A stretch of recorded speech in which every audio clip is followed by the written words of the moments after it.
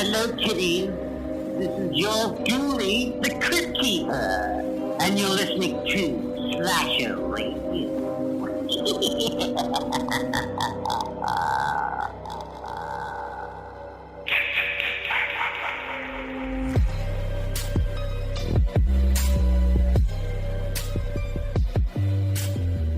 Welcome to Slasher Radio with the host Mikey Bones, Rob Humphrey, and Cass Lovecraft. Guys, we are here for night 2 of the Slashie Awards. What's going on?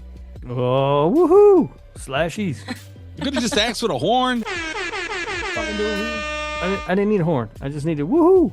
Yeah, I was gonna say Rob's woohoo was better than the horn. Just saying. I don't know. Felt like I needed a horn. I do like the horn. I do like it. All right, how about this one? I'm Canadian. Sorry. Miss Scusi. That's the best one. Hey, why do you do this? I gotta get him in a good mood to start the Slashies. Look at him. He's happy now. He's jittering in his chair and stuff. All right, guys, we are here, like I said, for night 2 of the Slashie Awards. Movies, physical media. This is the big night. This is the movies. This is what everybody's here for. I'm actually very excited. I have not looked where everything's at in a while. And I kind of got tonight off, though. I'm not going to lie. This is kind of nice. I got to get through this shit, and then I'm done. You guys are working. Yeah, it's a big night. This is always the big night. We got the movie awards. We also have the Lord Humphrey Lifetime Achievement Award, which, big of course, moment. is the induction into the Slasher Radio Hall of Fame. We'll have some other show awards. Not as many show awards tonight because we got the Hall of Fame thing. This new category. First time doing it. Yeah. A lot of stuff. And Cass, this is your first Slashies. How are you feeling so far after night 1 is down? It was good. It's good. Good. It's fun. Yeah. Now's the night for the heartbreaks, though, Cass, is the thing. Because, it sucks when a game wins or loses. Like, it sucks. Series 2 to a degree. You know what I mean? Mm-hmm. But this one hurts sometimes. We've gotten flat out mad and sat here speechless before. We have said before we weren't doing the Slashies again. Every time we do something, we say we're not doing it again. Let's be honest. But yeah, it's a big night. I'm interested to see how things go. I find out when you guys find out. I just let these guys read off their stuff and boom. So I'm nervous. But we have to get through drink roll call. We have a hefty mailbag. We got another fucking voicemail. Oh, nice. Look, I begged like a cheap hooker for months and months and months for a voicemail every fucking week. And now we're getting them. That's good. I say no more, and they start flooding in. What the hell is going on? Why? No more voicemails after this week. Stop sending them. I haven't even heard the one from this week yet, so I don't know. Maybe it's good. Maybe it's good. I haven't heard it yet either. I don't know what it is or who it's from. But I said no more is the point. Like, why is it happening? When I say no, things just start happening. I don't understand. It's kind of cute how you think you're in charge of things around here. No, For that's real. the thing. The things that catch on. The Gabagooli Mystery Corner. I said no more fucking Italian memes. That went on for 2 years. Forever. Still going on. Yeah. Still going. Better not be going on. Fucking thing is canceled. Not like it was, Cass. You don't even know. Yeah. Oh, Yeah. God. Literally submitted for a whole segment on the fucking show. No. Sometimes the longest segment of the show. For real. I love that. We should bring it back. No. It's done. But anyway, drink roll call. Holy shit. I am like out of sorts on my buttons and everything. I love it at Gabagool. And that's not even the right fucking one. I'm getting another beer. You want one? Yeah, sure. I'll be right back. Rob, what are you drinking? So I have an app on my phone, and it will. You can log your whiskey purchases in it, and then you can hit a button. It's like pick my pour, and it will randomly select what you're going to drink for the night. More often than not, I do that because it's kind of a fun way to do it. In a rather anticlimactic turn, though, it picked the exact same thing I was drinking last week. But I'm not mad about it because it's very good. So I'm again drinking the Jack Daniel's Heritage Barrel. Okay. So you found like a letterbox for whiskey. It's sort of, yeah. Sort of. Wow. It doesn't. It's not like it doesn't really have the social aspect that Letterboxd does. Like you can't like follow other people and stuff, but you can log your booze in there and stuff. So Pretty it's nice. cool. They found an app to keep track of your drinking consumption, huh? I did. Yeah. Wow. Good job. You know, a lot of those, like, people have apps to track their steps or, things like that. No. You went with liquor, huh? Yeah. It's important. Just the important stuff for me. But I do recommend, if you can find the Jack Daniel's Heritage Barrel, and it's readily available, or at least it should be. It's really tasty. It's a toasted barrel whiskey, so it tastes a little different than what I'm used to, but I'm really enjoying it. Remember that time I wanted to meet up and have a talk with you with a bunch of people? No. Well, we might want to schedule that, Cass. I think he needs to. We'll sit down. I think he was fine. Yeah, I'm good. It's all right. All right, Cass. What are you drinking? I'm drinking good old Canadian water. Oh, Rob, throw the flag. It's a fucking Slashies, Cass. Yeah, Cass. I know, but I have to be a responsible adult and wake up early tomorrow. I'm Canadian. Sorry. Miss Scusi. I'm not even going to laugh at it. I'm not even going to smile at that. I'm That one was for a sorry. reason. That's what you get. I'm sorry. I have to be a responsible adult. All right, I am drinking more of my my pink rosé bubbly champagne. Oh, my you still got some of that left, huh? Yeah, because God damn it, I bought the bottle. I'm drinking it, and this dude, like, when else am I going to drink pink bubbly rosé sparkling champagne? Yeah, I mean, you might as well. I mean, it is the perfect occasion for champagne. Yeah, but this time, and this is going to gross Rob out, but I'm having it with a splash of cranberry. Yeah, I don't like cranberry. I'll tell you what, it's pretty fucking good. And yes, I did stand in my kitchen and kind of like, jerk the bottle forward and then back to like, make that splash effect. Stop jerking it back and forward. That's not what I meant, pervert. Good Lord. But, like, give it that little whoosh splash. It was a splash of cranberry, Rob. You jerked it back and forth until you got a splash of whoosh. Okay. Splash of whoosh. What's wrong with you? You're the one saying I'm talking dirty over there. In the kitchen? Yeah. Oh, Mikey. You eat in there. Come on. What about health and safety, Mikey? I can't do anything in life. All right, what do we do next? Oh, yeah, mailbag. You guys are the fucking worst. Trace the call. It's coming from inside the house. 917-397-KILL. That's 917-397-5455. You can send in a text message for the show. You used to be able to leave a voicemail for the show. We have another voicemail this week. For some reason, I said no more. Yeah, we're going to use it because we got it. But after this, that's it. No more voicemails. Done. Capiche? Maybe if I say something Italian, remember it. All right. I don't think we'll see what happens. I don't know. They're not great at following instructions. No, they're fucking horrible at it. Yeah. How many times we said join the Patreon? Yeah. I was just going to say, yeah. Don't join the Patreon. Don't. Bastards. Messages get read by Ghostface. The voicemails, we play them and discuss them, but we're not going to do that anymore. Oh, shit. Robert, don't panic. Oh, God damn it. Hold on. Oh, hell. I think I declined it. He did. Why did you do that? I don't know. What do I do? You have to send it again? No, it's literally on the top right. It should be like a green button you can join. Join call. Got it. There you go. Wait, that wasn't mute, was it? That wasn't mute, was it? Hold on. Join call. Mute. You did it so well last time. There we go. You were incredible. I got it. We're done. We're good. But how does it vary from week to week? So I don't know. You can just cut all this out. Nobody even knows. But I got to cut it out. That's funny. No, it's not. All right. Oh, shit. Hold on. I got to watch your thing. Yeah. All right. I was busy yelling at you. Okay. You guys ready? Yeah. Yep. Hello, Slasher Radio. You know what time it is. The mailbag's back. The inbox is full. And once again, you decided to send your thoughts straight to me. Some questions are curious. Some are dangerous. Let's open the mailbag and see what you were brave enough to ask this time. The first message is from Spyro. April is the month of showers. Well, now it'll be the month of golden showers for Cassie Milkbag's birthday. Hooray! Whoa. The fuck? And thank you for the nomination All right, and hold on. award. I don't hear anything. Oh, God damn it. I was like, when's he going to play it? And then you guys started fucking losing your mind. And I was like, oh, he must be playing it, but I don't hear it. Hold on. Okay. I think I'm all right. I got it now. I had the thing muted. Unbelievable. You know what? Fucking don't cut any of this out. This is fucking gold. No, it's not.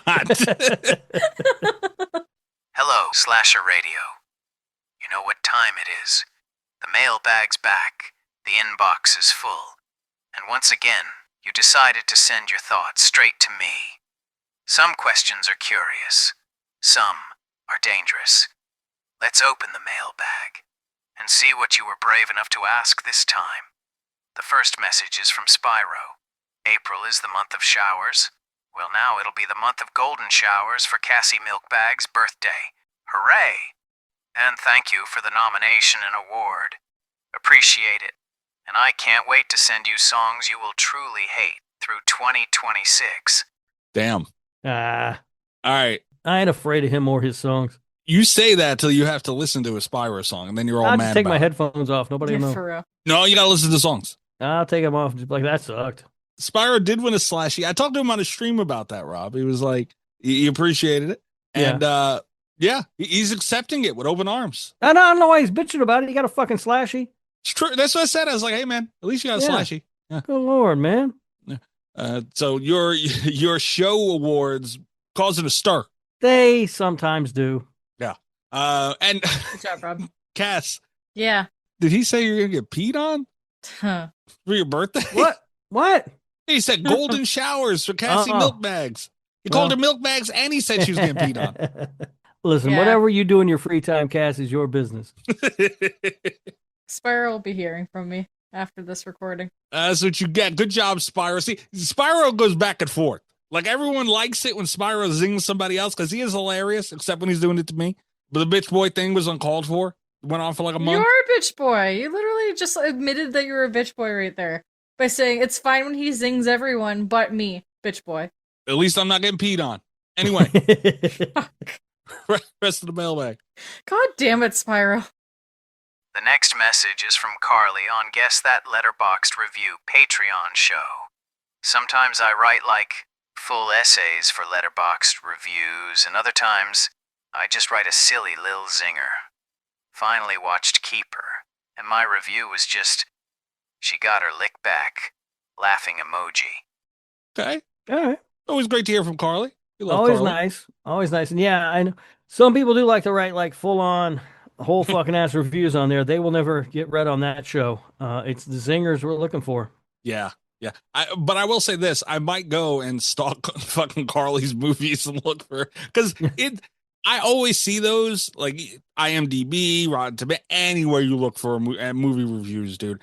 There's always that guy or girl, I guess, in Carly's that leaves a ridiculous long, and usually they're horrible. Like usually it's like this motherfucker doesn't know what they're talking about. So I want to see Carly's version of it because Carly knows her shit. So I would like to see her spiels on reviews. Yeah, it could be interesting. Yeah. And I liked Keeper quite a bit. So I like I like that the listeners are updating us on what they're watching throughout the year. It's nice. It gives us the opportunity to talk about it. I do like that. Carly's always doing that. We appreciate that, Carly. All right, next message. The next message is from LJ. Oh, fuck. What's up, guys? I hear you guys talk a lot about Dead by Daylight. I honestly never played it, but you got me interested, so I am going to download it and try it out and see how I like it. And I'll let you guys know how I feel about it after I do that. I'd like to consider myself like a Loki gamer. I don't play a lot of games. I kind of only focus on 3 games that I switch back and forth, which happens to be MLB The Show, the Madden series, and the WWE 2K series. Those are my go-to games. But it's nice every once in a while to go outside the comfort zone. So I'm definitely going to try Dead by Daylight and let you guys know what I think. Especially since I heard that Chucky's in it kind of sold and intrigued to see how the game plays. Oh, and one more thing before I go, as interested as I am in Scream 7, I'm kind of worried how it's going to do in the box office with the lack of marketing that Paramount has done for this movie. They've done like no marketing, only a TV spot, a teaser trailer, and a vignette, and it comes out February 27th. Like, what are they doing? They're too focused on trying to buy Warner Brothers, which is clearly not going to get Paramount needs to learn how to market their stuff. Hey, LJ, watch whose fucking movie you talk shit about. Anyway, back to his shitty message. P.S. Mikey, I'm glad your fuck toy got a slashie after all it puts up with you on a regular basis. Winking emoji. LJ! Rob, do something about that. What? You knew him first. You handle this. God damn it! Right. Every week now. There's a lot going on there. Yeah, you think? First of all, LJ, if you download DBD and you're having some trouble with it, let me know. I'll give you some lessons on how to play. I'm very good at that game. Secondly, it was after enough abuse. It was time that Mikey's fuck toy won a slashie, so we got it taken care of. Hey, you don't condone that, and you stop it right now, LJ. That was uncalled for. All right. It's a wonderful piece of horror memorabilia, and that's all that it is. Enough is enough. You desecrated it. I did not. But as far as the Scream 7 stuff goes, like, I don't know how much marketing you have to do for Scream 7. Like, you can just kind of put it out and people will show up, right? Yeah, and I've seen they've done a lot of internet stuff, which is very interesting. Like, I've seen a lot of Scream 7 ads, and I'm sure that's because of, my algorithm and stuff. Like, I get it. Right. But it's out there. So people with similar algorithm to me are probably seeing a lot of Scream 7 stuff. Like, and it's a strange route to promote, but that's what they're doing. And, they did the UFC thing, like they don't have to do a ton, kind of like Rob said. Just let people know it's coming. Yeah. And honestly, they're so tight to the vest with this thing, with what's out so far, and so many questions. I think that's how they want it. They don't want to explain much. So, we'll say. And LJ, look, Dead by Daylight. We have friends at Behavior. We love working with them. They truly are a wonderful company.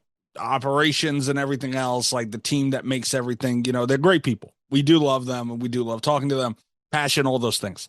Given your game, your LJ, I give it a try, dude, 100%. But I doubt you're gonna like Dead by Daylight. And I say that because if you're just a sports gamer, this is a whole different world, buddy. Yeah, and also I think there is a large barrier of entry to Dead by Daylight. That's the other thing. If you're just coming in now, you're gonna be. Other people have been playing for years. Like, it's just. And you're gonna play it on your own, dude. Yeah. It's gonna be a bad time. Yeah. I mean, clearly, I picked up a controller and took to it immediately. That's not true. I don't know that everybody can do that. That's not true. There were games where I have broken the record of saves I've gotten in a match on Rob. There's no way. Rob has body blocked me. Purely accidentally. Like a fucking pro, I did that. Worse than I've ever been body blocked before in my fucking life, because his reaction time is 0. His awareness is 0. All of it. But also, like, terror radius and all these things that he would help him recognize what's happening. He also doesn't know, because there's so much to learn, and it's like, even having someone show you how to play every match for like months and months and months, they're going to be telling you something new practically every time. Yeah. So learning it alone is damn near impossible. But like I said, give it a go. Let us know what you think. And, it's a lot to take in. That's for sure. Imagine how many people, in all seriousness, are like LJ. And this is what a lot of people especially in the Dead by Daylight community, I think, fail to realize. They're so busy with comp players balancing their game, and like high level players balancing their games, helping them balance their games and listening to these people. And I get that to a degree, but at the same time, these are the people you want to play your game. New people who are not currently engulfed in the world of Dead by Daylight. That's the point. And to balance this game for people like LJ and anyone else trying to get into DBD, especially alone, solo queue is a big part of this game. People need to realize that, dude. Getting on that game right now and playing against a killer that, even remotely knows what they're doing, you're never going to play the game again. Period. He's going to uninstall this game and never touch it again. Yeah, there is a real barrier to entry on that game, LJ. Oh, yeah. I will say, though, LJ, if you don't already know this, you can play as Nicolas Cage in that game, and that's incredible. It's true. You got to buy it. Unless you're playing with me. I'm the only one allowed to be Nick Cage. He does throw a fit. He has threatened to leave if anyone's played Nick Cage, yeah. Then the rest of that I'm just not going to address. You mean the fuck toy part? The next message is a text message from Godzilla. Oh, God. Hello, Slasher Radio family. I was excited to get a Slashie Award, and I'm glad Silent Hill F did well in the polls. I have my own awards to give to all of you. First award goes to Mistress Cass. Her award is the Platinum Family Award. This award goes to the friendliest and most lovable host. That's some bullshit. The second award goes to Mr. Bones. His award is the Big Boss Award for all the hard work he does, and making everyone feel like part of the family. Yeah. What about all that? I do that. And the next award goes to Radio Demon. Oh, there you go. His award is the Alaster Award for his cunning and being sneaky and preparing to strike those against his radio. And finally for Chris, your award is the Doom Slayer Award. Congrats, brother. Always my favorite podcast, Slasher Radio. Sincerely, Godzilla, the Twilight Killer / Conjure Slayer. Okay. Love it. Godzilla, lovable and friendly? To describe who? Me. Who is he describing there, Rob? I don't know. I've not met this person.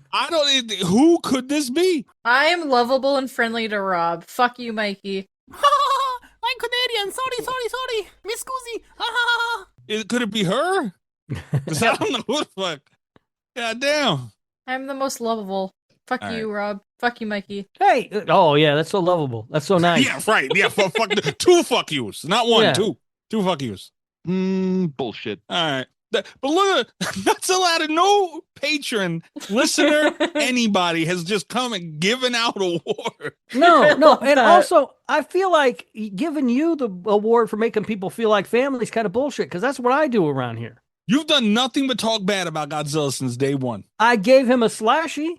You gave him a slashie for the worst person ever in the world. No, it wasn't ever in the world. It was the worst person alive.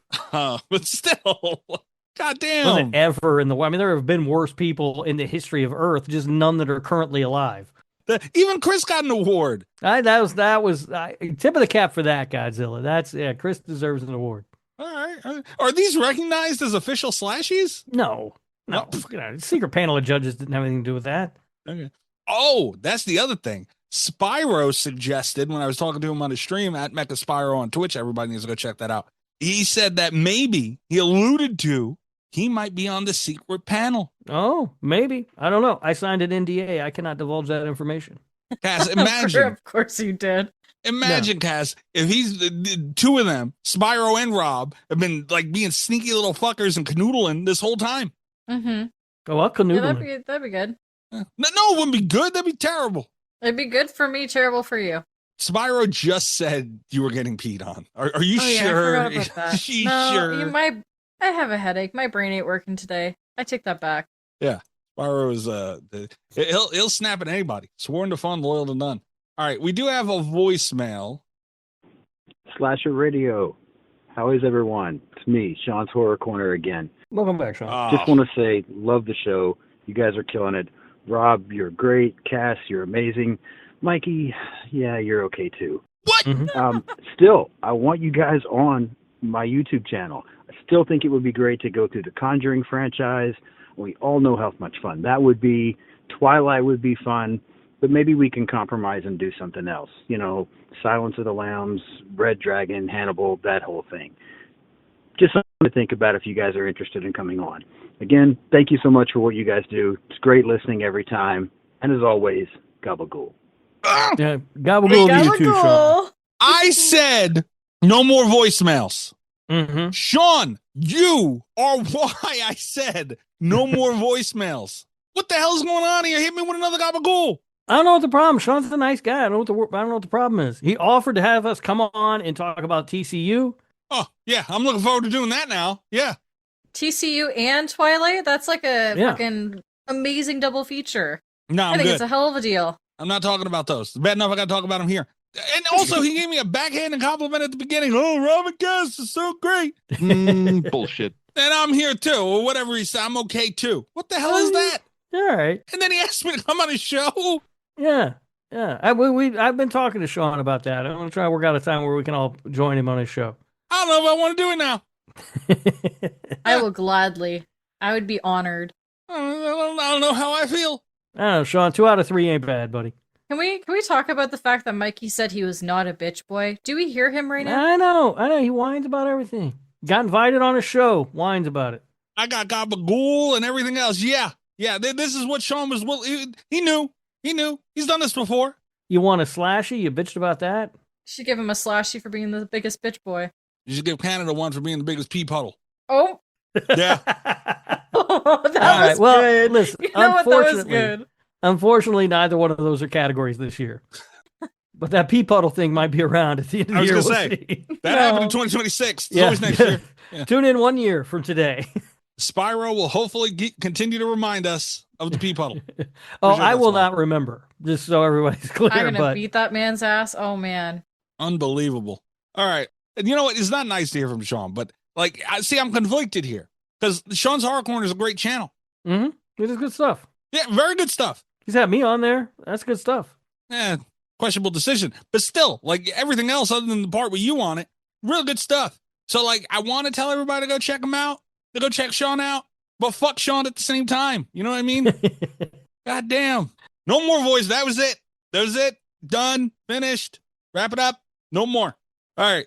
We're going to take a quick break, and then we will be back with night 2 of the Slashie Awards, Physical Media Awards, Movie Awards. Hell of a deal. Show's going to kill me.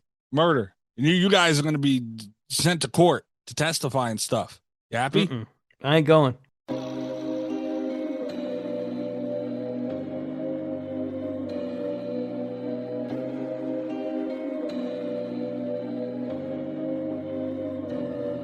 Okay, this is the part where I fucking chill.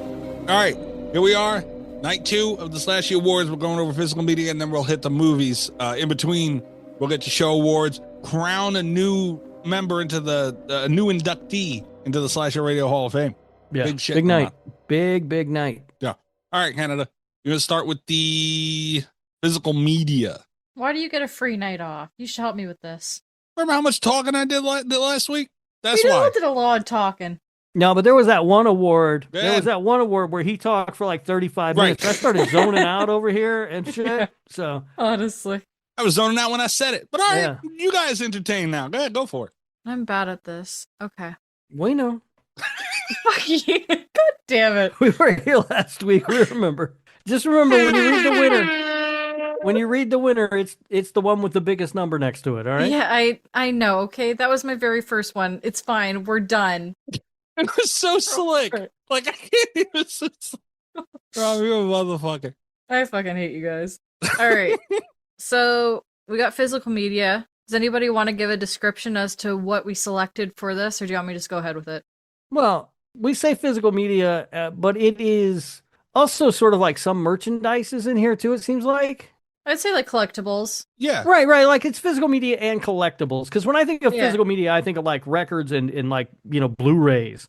You know what I mean? Right. But dude, that's changing. And that's the thing. You're still partially right. But dude, like it's such a big part of it now. Yeah, no, I'm glad that you guys put that stuff because you guys did this. I didn't really have shit all to do with this category, but you guys did this and I'm glad you put it in here.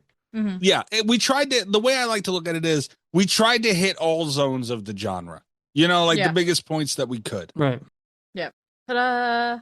All right. I'll do comics and then I'll go up and then I'll circle back. Just remind me. I'll probably forget. Yeah.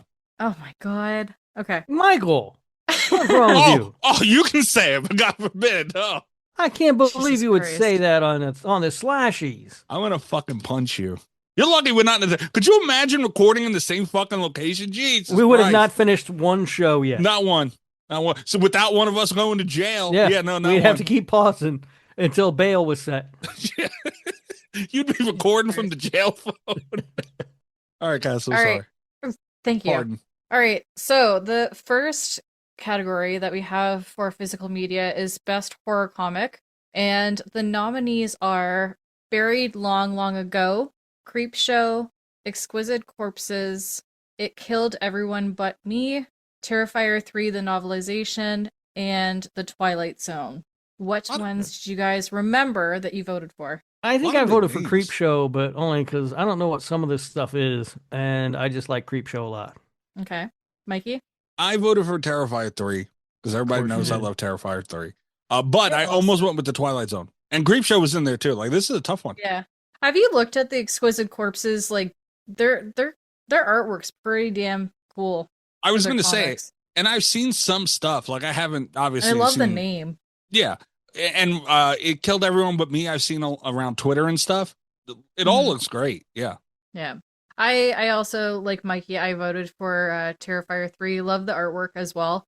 And the winner of Best Horror Comic of 2025 is... Remember, it's the... What? It's the big number. Oh my... I hate you so fucking much. And where are my All balls? right. Do you want to read it, Rob? No, you're doing Or do you want great. me to finish? All right, thank you. The winner of Best Horror Comic for 2025, before I got rudely interrupted by Robert, goes I was to helping. Terrifier 3, the novelization. The biggest number on there. That is, you're right. That's the big number. Good job. I seen that coming. Yeah. Yeah, that's a pretty solid bet there. And look, it might be great. I don't know. I liked Terrifier 3. I've said before is the best of the movies. Maybe it's a good. I don't know. What the fuck do I know about comic books? You know. Yeah, it was actually a hard category to pull stuff from because I was so worried that we were going to accidentally put something from previous year. Like, it's really hard to find when they were published, when they started and stuff. It was a hard category. Really, that information should be readily available at google.ca.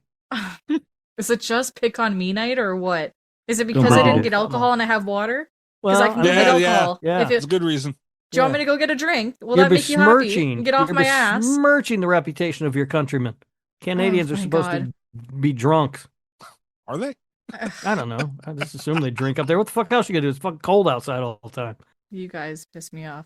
All right. The next category in physical media is the best 4K restoration. So we have the nominees are. Oh my god. This is a good one. I love DVDs and stuff. Yeah. Yeah. No. Great one. We got A Bay of Blood, The Corpse Bride, limited edition Steel Book. Oh my god, Good my brain ain't Lord. working tonight. We got Creepshow 2, Night of the Living Dead, Reanimator, The Texas Chainsaw Massacre, Troll 2, and The Rocky Horror Picture Show. What did you guys vote for? For all you that voted, you had the benefit of being able to see which one is which. Imagine looking all this shit up. Nobody would have did it. So enjoy it, because we ain't never doing this shit again too. Keep that in mind. No, we'll do it again next year. I'll just help you with it because it looks really good and it's easier when it comes to actually voting. I am never doing this again. I'll help too. Okay. He'll just show up in VC and be like, "You guys doing good? Okay, bye." Yep. Okay, Luffy. All right. Yep, I'll help too. All right, so I'm pretty what sure did you guys vote for? I voted for A Bay of Blood. Really? Yeah. It's a good looking movie. I'm going to leave the. Voting might still be open, which obviously if this episode's out, it doesn't mean anything. But I'm going to see if I can at least leave the images. So if anyone does care to go back to the voting, you can check the link, and I'll leave the link in the bio of this episode too, in case anybody wants to go back and look at these, because they look phenomenal. Any DVD people out there like to collect movies and the physical media part of it, dude, this is for you, because these are fucking dope, like super dope. I went with the Texas Chainsaw Massacre though. I actually own this one. Oh no! Oh, I'm mad at this one. I bought one of the Steelbook edition, whatever the hell's for the TCM, and it was really nice, and I was so excited, and I got it. And 3 days after I got it, they released this, and I said, "Motherfucker!" So I would have gotten this one had I chosen between the two. But they all look great, honestly. Not a Living Dead too, the Tony Todd one. That you need to watch that still, Rob. I know. Yeah, and we'll do that soon too. Add the list. Put on the list. I will add it to the list. I don't do anything. I with the list, voted. Put on the list. No surprise. Shut up. Let me speak. I'm done with you tonight, Rob. I voted for Rocky Horror Picture Show. It's one of my all-time favorite movies. Classic. Love it. You gotta Probably admit, I'm it looks gonna great, buy Rob. this. What? He hates Robert? on Rocky Horror. Rob, we can just kick him from the call. It's fine. We can do this without him. I can leave. But I'm saying the steel, like it looks great. The DVD, the collection, right? It does. It really, yeah. Yeah. And the winner is Rocky Horror Picture Show. Damn, that's a big margin. It was close. It was I'm looking at the close. wrong one. It was fairly close. The next one's a big margin. Okay, yeah. Yeah. All right. Okay. TCM was 2. Interesting. It was really hard to pick between them all because they're all cool in their own unique ways, you know? Yeah. All right. Damn, Rob, yours is like, nobody voted for Creepshow, really. Huh? 5 people. Oh. All right. The next category in physical media is Best Box Set or Collection. And the nominees are A Nightmare on Elm Street, Hellraiser, The Beyond Deluxe Edition, and the Ultimate Amityville Horror Collection. That's like a fucking mouthful right there. Yeah, I love me a box set, dude. Box sets are the best. Yeah. And I passed. I voted for the Nightmare one, obviously, and I passed on it, dude. And the reason I passed on it, it was a bunch of money, which I was, like, I spent more on box sets, so like that wasn't the deciding factor. But I already have a pretty cool Nightmare box set. You know, so, and that's always my thing. Like when I had a Friday the 13th one too, when that big one came out a few years ago. But obviously I pulled the trigger on that. That thing was sick and you got stuff with it. This, like, what do I do with the old box sets that I have? Like, it's so annoying. Yeah. No, you just hold on to them. But I also passed on the Nightmare box set, but mine was strictly financial. Like I just did not. It was have a lot that of extra, money. Yeah, I didn't have that extra money laying around. But that is the one that I voted for also.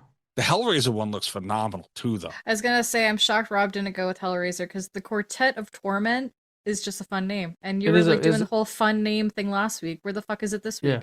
Yeah, because I know about movies. I don't know shit about video games, so I just pick fun names. I think I can't really remember, but I'm pretty sure I voted for Nightmare for this one. Just judging by the results, everyone did. Yeah, it makes sense. Not to, I mean, I guess spoiler alert, but whatever. Way to go, Rob. Yeah. Well, there's the winner right there. Yeah, asshole can't do that. I'm helping her announce shit. She said she wanted help. But I think everybody knew that, though. You know, like Robert Englund was even out promoting this thing. Like everyone was talking about it. It was a big deal, and it was a really cool looking set. And I mean, I have a Nightmare set, a Blu-ray set. It's cheap though. Like there's nothing special about it. This one looked good. Like it was a cool set. This one looked phenomenal, and mine wasn't anything crazy too either. But it's got all of them. It's great. I love it, and I don't know, like I have a connection to this, Rob. This is the one where my daughter went through. They told me the good Nightmare on Elm Street movie wasn't in it. Broke my heart. That's so funny, dude. I still don't look at that kid the same after that. All right, what's next, Jess? The next category is Best 4K Blu-ray Steelbook of 2025. Love me a Steelbook. Said that before, broken record. No, I said I love box sets. Love me a Steelbook, though. Oh, they're all one and the same.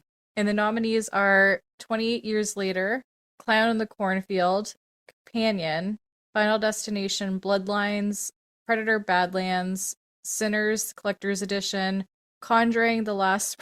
Sorry, I can't say The Conjuring Mike anymore without having a smile on my face.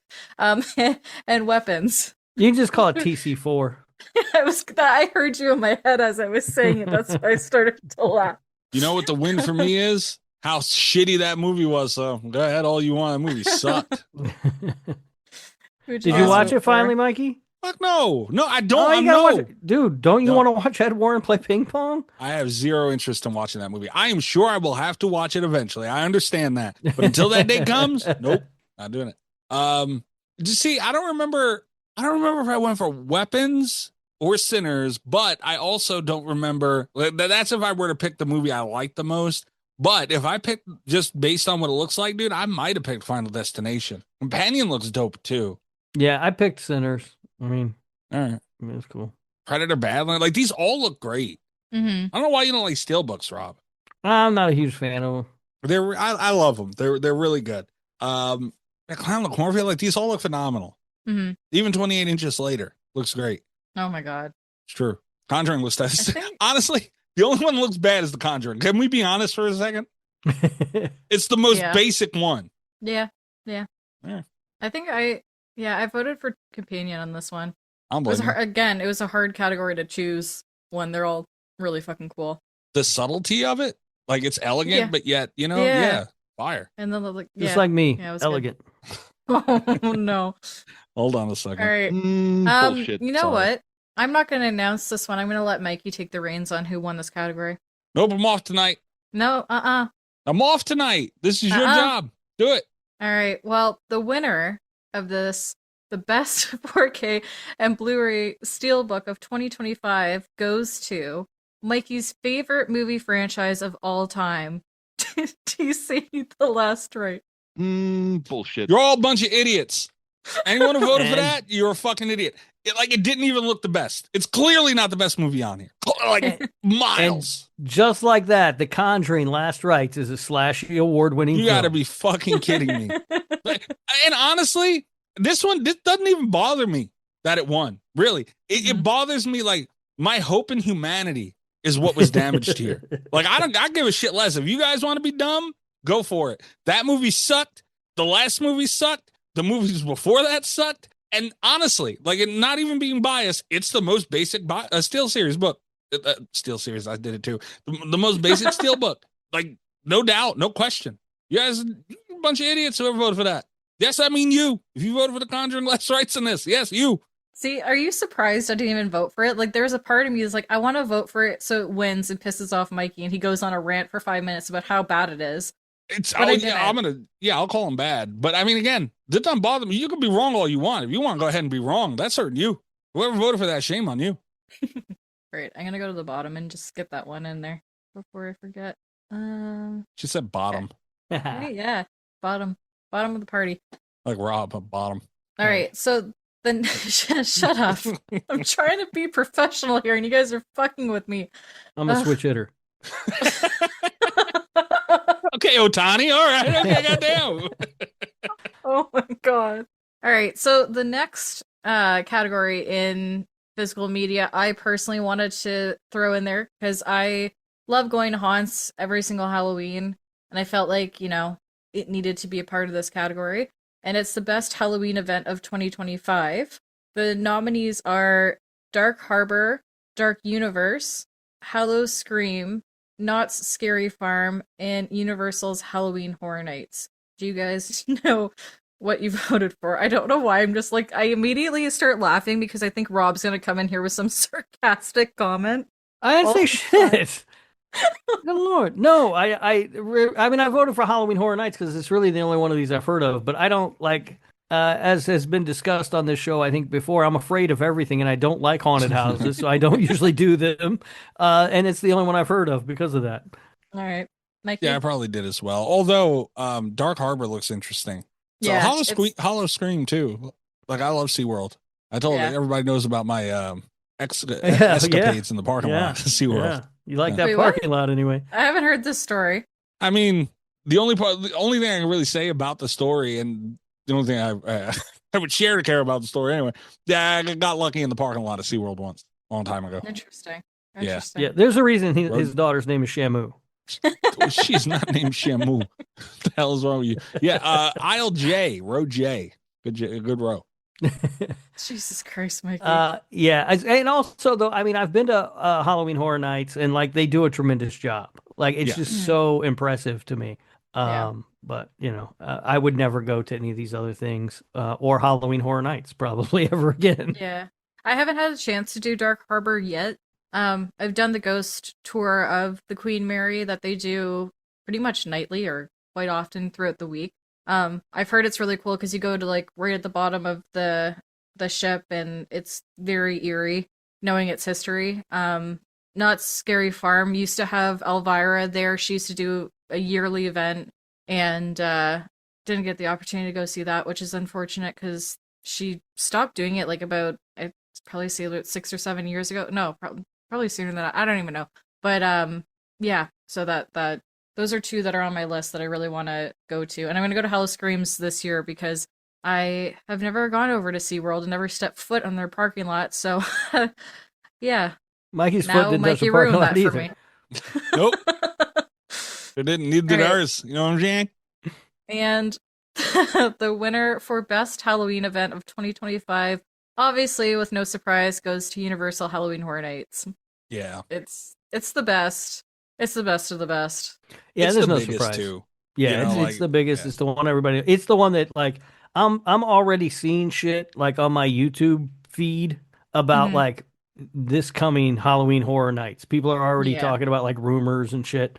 So it's just a huge deal. Speculation season starts for HHN like pretty much right after the event ends because they're working year round building the sets for all the houses and stuff. So like it doesn't take them 3 months to put all these things together. Like they're working on 2026 and early 2025 . So yeah, if you've never been to Halloween Horror Nights, I'd recommend it. Like even if you're like me and you're not into like haunted houses and shit, it is really spectacular. Like the attention to detail and everything, which is, I've said this before too, that's what pissed me off about being there. Like I was trying to look at all the sets they'd created and all the detail they put into everything, and then some assholes jumping out and scaring me. It made it hard to concentrate on that, but they did. It was a spectacular. They did a spectacular job. It's not cheap though, which is another reason I won't be going back anytime soon. Spent a ton of money on that trip. Oh, Rob, I should try to. I'll try to get us some passes this year, and I'll take you. Don't worry, I'll hold your hand while we walk through the houses. I'll make sure that. No, I'm gonna get that "Don't Scare Me" button. I don't know which is worse. It doesn't going to work those in the houses, houses though. You have to turn it off when you go in the houses. You can wear it when you're walking around the event, but you have to turn it off when you go in the house. Oh, God damn it. Well, I don't want to go there. Yeah. Your free game in the hoose. I'll just hold your purse while you go through the houses then. Oh my God. I'll get me one of those refillable this year is going to be a good year though, because drunk. it's an anniversary year, and they always go huge for anniversary years. And there's already rumors that Terrifier is going to come back for another house. They're going to have possibly Scream this year. They're going to possibly have, what was the other one? There was another really big one that was obviously Stranger Things season 5. Hopefully is gonna it makes sense if it's this year, unless they want to make us wait 3 years for the house like we do for the series. But anyways, or don't do it at all. Let Stranger Things die. It's an option too. No, the Stranger Things houses that they've done in the past have been really good. All right. So the next category in physical media, we have Best Vinyl LP Record of 2025. Hell of a deal. What's up, you guys, Allie? Yep. Pretty much own almost all of these. I don't own any of these. I was just noticing. That's really I mean, I have the Jaws. I have the one that I don't have the 50th anniversary one though. I have the one that 50th Mondo put anniversary. out. It's so nice. All right. So we got, for the nominees, we got A Nightmare on Elm Street 40th Anniversary Trilogy. We have Beetlejuice Score Album, Hellraiser 30th Anniversary Repress, Jaws 50th Anniversary, The Haunting of Hell House, and Weapons soundtrack. What did you guys vote for? It's a tough one. Weapons looks great.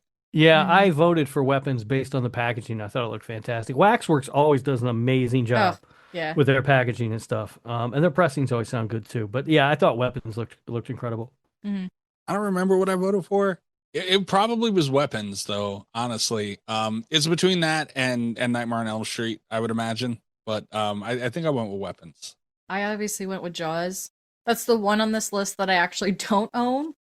It's been very hard to get my hands on the 50th anniversary one because it's so fucking cool, the blood splatter. But hopefully I will add it to my collection sooner than later because it's really fucking cool. Do you have the Jaws score at all? I have the original, yeah. Okay, I don't have I don't have the new version of it, but I have I got the one Mondo did. I don't even know how many years ago now. And the packaging's excellent on that too. Mondo also does a good job. Mm-hmm. And the winner is surprisingly a little bit of an upset for me, but it's Beetlejuice the Score album from Waxworks. Not mad. That was great too. Pretty spread out though. Like a lot of people liked a lot of the options. Yeah. It's not like a blowout of a win. Yeah. They all look great. Yeah, they did a really good job with these releases this year. Mm-hmm. And I'm not surprised Beetlejuice won. I mean, it is a fun score. Mm-hmm. Yeah. It's better than the movie. Robert? Sorry, it wasn't a good movie. Let's say it wasn't good. That's not nice. Oh, I just said it. Like, it's phenomenal. I don't understand you. But it wasn't good is the thing. I mean, it's bad. All right, so the next category in physical media is Best Toonie Terror Figure. People sleep on the Toonie Terrors, I think. A lot of people love them. I thought about it. So when I was talking about getting into, I flirted a couple of times with collecting figures. Toonie Terrors have always been interesting to me because I like the look of them. Like, they're just kind of fun. They're like a mixture between, like, the regular size figures and Funko Pops and U2s. Like, it's that middle ground of it. And it's dangerous to get into that. But that's the worst one. Like, well, I don't know. Funko's are probably the worst. But it's like the problem is these are more expensive than Funko. You can get a Funko for like $10-$20, Yeah. Yeah. They're fucking pricey. Well, same with the NECA ones too. Those ones are fucking expensive. They're full size with a ton of detail. Yeah. Yeah. Yeah. Yeah. And the box too. Like, who wants to take them out of the box? The box is like half the fucking. Yeah. I own one. I took it out of the box. Oh God. I have one. I have the Nightmare on Elm Street one, and it's still in the box. It's on a stand in front of the box, so the box sits right behind it. But I take stuff out of boxes too. Yeah. The only actually, I have another NECA figure too that is still in the box. That's my Dr. Dan Chalice figure, which I did not take out of the box because he always wraps up, right? Yeah. Yeah, always wrapped up. All right, and the nominees are Art the Clown, Creature from the Black Lagoon, Retro Jason from Friday the 13th, The Bride, The Grabber from Black Phone, and Wednesday Addams. Do you remember who you voted for? 100%. I 100% voted for Retro Jason. I love that Retro Jason. Anytime somebody breaks out that NES design, I'm into it. Yeah, I'm with you. Yeah, I did the same. Yep. I love the teal and purple combo. Like it just every time I see it, it just makes me happy. It's real cool, like really really cool combo. And this one has an attitude too. Like it's just dope. He looks mean. And the winner is Ert the Clown. Damn. For Terrifier. Right. Which is Biased surprising. I'm not surprised, honestly, though. People love Art the Clown. Yeah, but he's just like his design compared to the others is just very basic, in my opinion. Yeah, he's got the little shrug thing going on. You know, it's kind of a different look. It's something like it feels like direct from the movies, but it's just so animated. But he's hot right now. Yeah, and also like a lot of these characters have been around for ever. Yeah. And so there's a ton of art merchandise, don't get me wrong, but it's a drop in the bucket compared to Jason merchandise that you can buy. You know what I mean? Yeah. All right. The next category that we have is Best Funko Pop Vinyl Figure. Now, Rob, I'm curious, do you own any of these at all? Do I own any of these or do I own any Funkos? No, not any of these on the list. Any of Funkos in general. Do I own any Funkos at all? At all? Yes. What ones? I'm curious. Hold on. Let me see. I have them on my shelf. I'm trying to look. So I have Sackhead Jason. Okay. Dope. I have Norman Bates. Okay. I have Hannibal Lecter. Okay. I have Chucky. Okay. I have Carrie. Okay. I have Beetlejuice. What one? Because there's many variations. I don't know. of him. It's fucking Beetlejuice. I don't know. He's wearing the fucking striped okay. suit and fucking, I don't know. Okay. I literally got it because they had like a buy two, get one free, and he was the only other horror character that I could find, so I just picked him for my free one. And then I also have the Shape of Water trio. So it's Sally Hawkins' character. It is whose name escapes me now for some reason. Eliza, is that her name? That fish has got some parts missing off that motherfucker. It's got. I have the Gill Man, yes, and I have Guillermo del Toro. Okay, solid. That's a good. That's a good trio. It's a good and combo I also have some fish non-horror ones. I have 3 Prince Funko Pops. Of course, you still haven't sent me a picture of your tattoo. God damn it! Yeah, trying to see your butt. It's hard to get. Yeah, it's hard to get God. a picture of my ass. So it's. Mikey, go over there and help him out. Bet. They're me with a good time. And the nominees are. I felt like I scrolled, but I didn't. I'm so bad at this. Okay. The nominees are the Bent Neck Lady, Ellen Hutter, Jason from Jason Universe, Michael Myers, Savini Jason from Friday the 13th, The Game, and Victoria Hayes from Terrifier. Who did you vote for? 100%. You didn't I have hesitate. mine. Love Savini. I think I went with Michael Myers, but I wouldn't swear to it. That's the problem we were talking about earlier. There's so many Michael Myers Funko Pops. There's so many. Yeah. I have 2. There's more Jason than there is Myers, though. No. I don't have a single yeah. Michael Myers Funko. Not Funkos. There can't be. Oh, yeah. There's way more. I have way more. I have all of them. I own all of the variations of Jason, all the variations of Michael, and I have way more Jason than Myers. That's hard to believe. There's so many Myers ones. I own over 300 Funkos. I know what I'm talking about. All of my I'm just Funkos saying, I know there's only like 3. How many Friday the 13th are there? They came out with a bunch of, so they have the Versus Jason. They have obviously the Sackhead, part 2. They have, I'm just trying to think off the top of my head. They have at least I have an 8-bit version. I have, like an actual, like, pixelated 8-bit version of him. I have, trying to think of what else. Obviously there's the Savini one now. There's a Jason Universe one. And then when I think of Myers, there's the Myers with the hedge. There's Myers with the blood tears. There's regular Myers. There's a new version of the Myers that they did. They got the House and Myers. There's, the House Myers. I have that one. I got a bunch that of Myers. one. I'm going to have to look, but I'm 90% sure that there's way more Jasons than there is Myers. Interesting. Yeah. Robert, did you say who you voted for? I can't remember. Robert? I was muted and I couldn't find Zoom. Give me a minute. I had too much shit open over here. I think I voted for Michael Myers, but I don't remember. Okay. I voted for Savini Jason just because it's to be able to have access to that cosmetic in that game was like royalty. You felt like a fucking king when you just rolled into a game dressed as Savini Jason. So the fact that they made this a Funko so that people could hold on to that version of him is pretty fucking cool. It's amazing that game got a Funko. Because it's Jason, but it's that game specifically. Yeah. Like that's amazing. It's been dead for how fucking long? Still getting shit made. And there's still merch coming out for the game too. Like you go to fucking Spirit Halloween and they have the 8-bit. Like I'm pretty sure they had an 8-bit machete and a mask this past year. Yeah. Yeah. And the winner of best Funko Pop figure for 2025 goes to none other than Savini Jason. Let's go. Hell of a deal. Yeah. That's no surprise. It's a really unique. I was thinking that Victoria would win just because she's kind of a controversial Funko when you think about her in the scene. It's weird. It's weird for them to make a toy of her. Yeah, but hey, it's sold. Yeah, it made money. I'm glad that won, man. Hell yeah, good job, listeners. You're still dumb for the Conjuring thing, but that was a good one. What if they made Ed and Lorraine Warren Funkos? It probably would have won. I would give them to Mikey in a heartbeat. That I'll shove up my ass. I'm just gonna have to say it. Yeah, yeah, they deserve it. Oh, Talk to Me Hand's like, send them to him, please. No, Talk to Me Hand is precious. Bet it is. All right, the next category in physical media is Best U2's Vinyl Figure.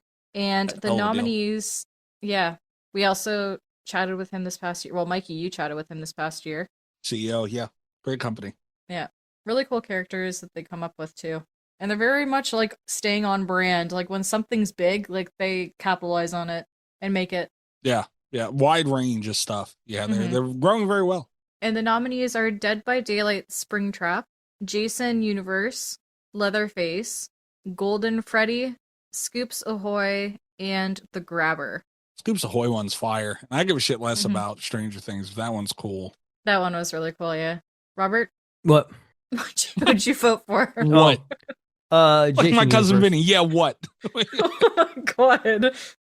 Robert, who did you vote I said I voted for Jason Universe. Okay, you get over there. I'm fine, yeah. Okay. I probably voted for Jason Universe, but I very well could have voted. I don't remember for the Leatherface because that thing looks awesome. Yeah, I think I did Scoops Ahoy. That's who I voted for because it's a fun one. It's awesome. Hey, and the winner for Best U2's Vinyl Figure goes to Scoops Ahoy. Wow. Stranger Things. People love them some By Stranger a little bit of Things. a margin over Jason Universe, which I really liked that one. That Jason one's really cool. It looks great. Mm-hmm. Yeah. All right. Well, this one has a little arrow. Okay. The next category we have for physical media is Best Vinyl Figure. And the nominees are Art the Clown, Toonie Terror Vinyl Figure, Bloody Pennywise Funko Pop, Dead by Daylight Springtrap U2s, Frankenstein Funko Pop, Jason Universe U2s, The Grabber U2s, Texas Chainsaw Massacre 50th Anniversary Toonie Terror's Vinyl Figure. It's like a fucking tongue twister, man. So many T's. God damn it. Nosferatu, Toonie Terror's Vinyl Figure. I feel like I have to like bop every single time I say them because it's a little song. Savini Jason Friday the 13th game Funko Pop Vinyl Figure. And Michael Myers Blood Tears Funko Pop Vinyl Figure. Good tough one too. And I'm going to say something that people aren't going to hear from me very often. Mm-hmm. That Pennywise one looks dope. Oh, wow. Yeah. The look of Pennywise is horrible, but like what they did there with the character, it's dope. Mikey loves the new It. Why you gotta do that? See, this is why I can't be nice. I don't remember I don't remember. Can you read the options again, Cass? I can't remember. No, absolutely not. That was Michael Mill's fault. Myers. No, I didn't actually. I voted for Nosferatu. My I thought it was problem really cool. is I normally speak, and I speak really fast, especially when I'm reading shit. I read like a mile a minute in my head. So I'm like, I really just need to slow down. And then when I slow down, I just lose my train of thought. And I'm like, for fuck's sake, I should. God damn it. I'm trying to be professional here. No, yeah, I definitely voted for Nosferatu. I really liked that figure. I thought it looked cool. Yeah. I voted for Savini. It's cool. Pennywise wasn't enough to Savini get said? my vote. Yeah, I voted for Savini. I love that game. I'm never going to not vote for something for that game. And it looks great. I can't remember. I think I did either Savini or Myers. I can't remember out of the two, but it was one of the two. I'm pretty sure it was Savini because, again, I just like repeating after what you said. I just love the look of him. He's fucking badass. Yeah. All right. And the winner goes to Michael Myers Blood Tears Funko Pop Vinyl Figure. Really? Wow. All right. Yeah. By I'm surprised. one vote over Dead by Daylight Springtrap U2's vinyl figure. Well, thank God Michael Myers won. I honestly, I was prepping myself for Pennywise. I figured that might be it. I was looking for Springtrap too. Maybe get in there. The Frankenstein one is fire too. Like I don't want that to be slept on either. They all look great. Yeah. Yeah, I mean they're all great, and that's why they're Slashie Award nominees. But only one can be the winner. Yeah. They got to win that fucking clown. The next category we have for physical media is Best Collectible Brand. Interested in this one. Yeah. And the nominees are Funko, Mezco Toys, Mondo Death Waltz, NECA, Waxwork Records, and U2's. A lot of Zeds in this category. Just saying. Who'd you guys vote for? She said fucking Zeds, Mikey. She said Zeds. I did that on purpose. I'm glad you caught on to that. I can't remember. U2's, they're a friend of the show. Might have voted for them. Waxworks too, though. Funko makes great stuff. I don't remember where. NECA too. Like, let's not. NECA's fucking incredible. All these They're all guys great. Are. Yeah. But I don't remember who I voted for. This was a tough one. 100% I voted for Waxwork. Yeah. Of this list, I own far more things from Waxworks than any place else on this list. Yeah. I wish I had over 300 Waxworks records sitting in my collection right now, but I have more Funkos than Waxworks, but I actually voted for Waxworks just because they do such a good job with their vinyl, and for movies or albums that you don't even want to buy or care to own, they make it and you want to buy it. So yeah, kudos to them for always coming up with really cool shit. And the winner for Best Collectible Brand, by no surprise here actually, goes to Funko, and kind of a bit of a landslide. Really? Yeah. You see. Oh yeah. I'm actually surprised U2's is the runner-up for that though, because they're not as, when I'm looking at all these different brands, I feel like U2's is more of the lower end. I don't think so anymore, dude. Like they're getting some stuff that people have wanted from Funko for a long time. Funko's too big. Like they are into everything. It's hard for them to pay attention to every niche, because that's who buys these, right? Every niche kind of, market and cater to the big ones, and U2's is kind of focusing on the niche, and it's working. Yeah. And I was actually shocked when we did that list, back when you chatted with the CEO, and we were all kind of like pulling our top 10s and stuff. I was really surprised when I was going through their website how much of a variety that they have for people to purchase from, but the type of licenses that they were able to get for their company, like kudos to you guys. Like and they have really, really cool designs. Really cool. They're designs very unique. For the characters. Very unique. Yeah. But yet still that vinyl figure feel that we want from that type of, they're doing phenomenal, and they have so much more even since we talked to them. I looked again recently and I was like, God damn, like they're still, they're doing great. Yeah, they're doing great. All right. And then for the last, I think we're at the last one, right? Yeah, we're at the last one. The last category for physical media, the nominees are 1974 Leatherface by Mezco Toys, Art the Clown Deluxe Edition from Mezco Toys, Glow in the Dark Bride of Frankenstein from NECA, Nosferatu Black and White Edition from Mezco Toys, Surf's Up Chucky from NECA, put that one in there for you, Mikey, and the Terrifier Ultimate Art the Clown action figure, that is a very intense name, from NECA. Yeah, and honestly, the Chucky one, every time someone has like taken this test, like my friend Rick did it on his stream, like I've heard people doing them in front of me, everyone stops and goes, damn, look at that Chucky. Everybody. It's a insanely cool. Yeah. I might have went with the Chucky, if we're being honest. All right. I went with the black and white Nosferatu figure. It's so cool. I'm blaming you.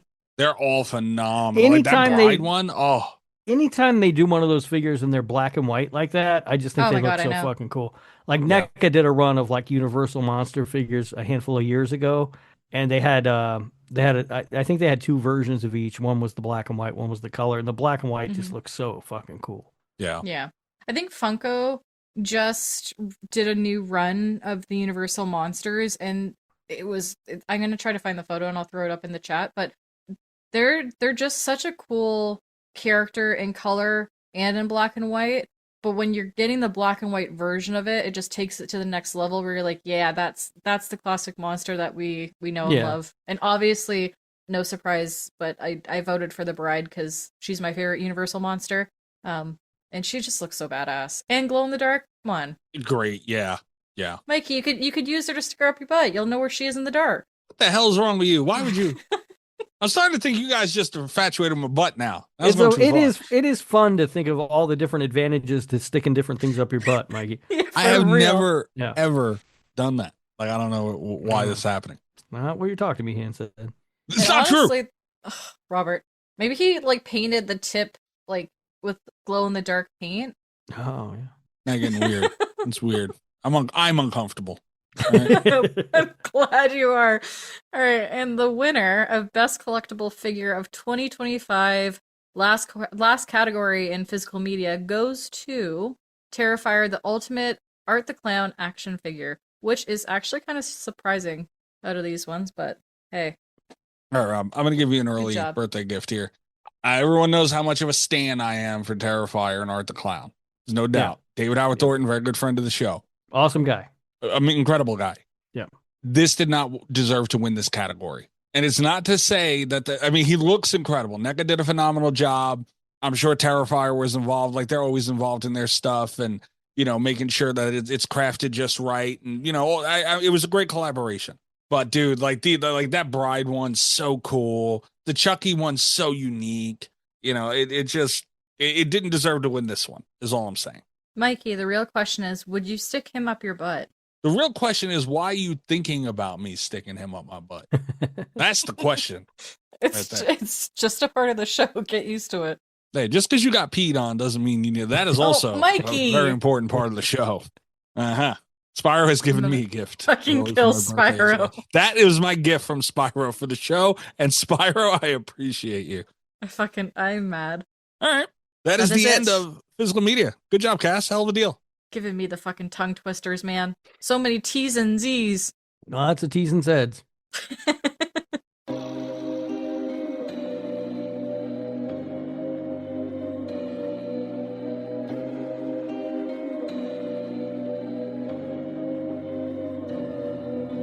All right.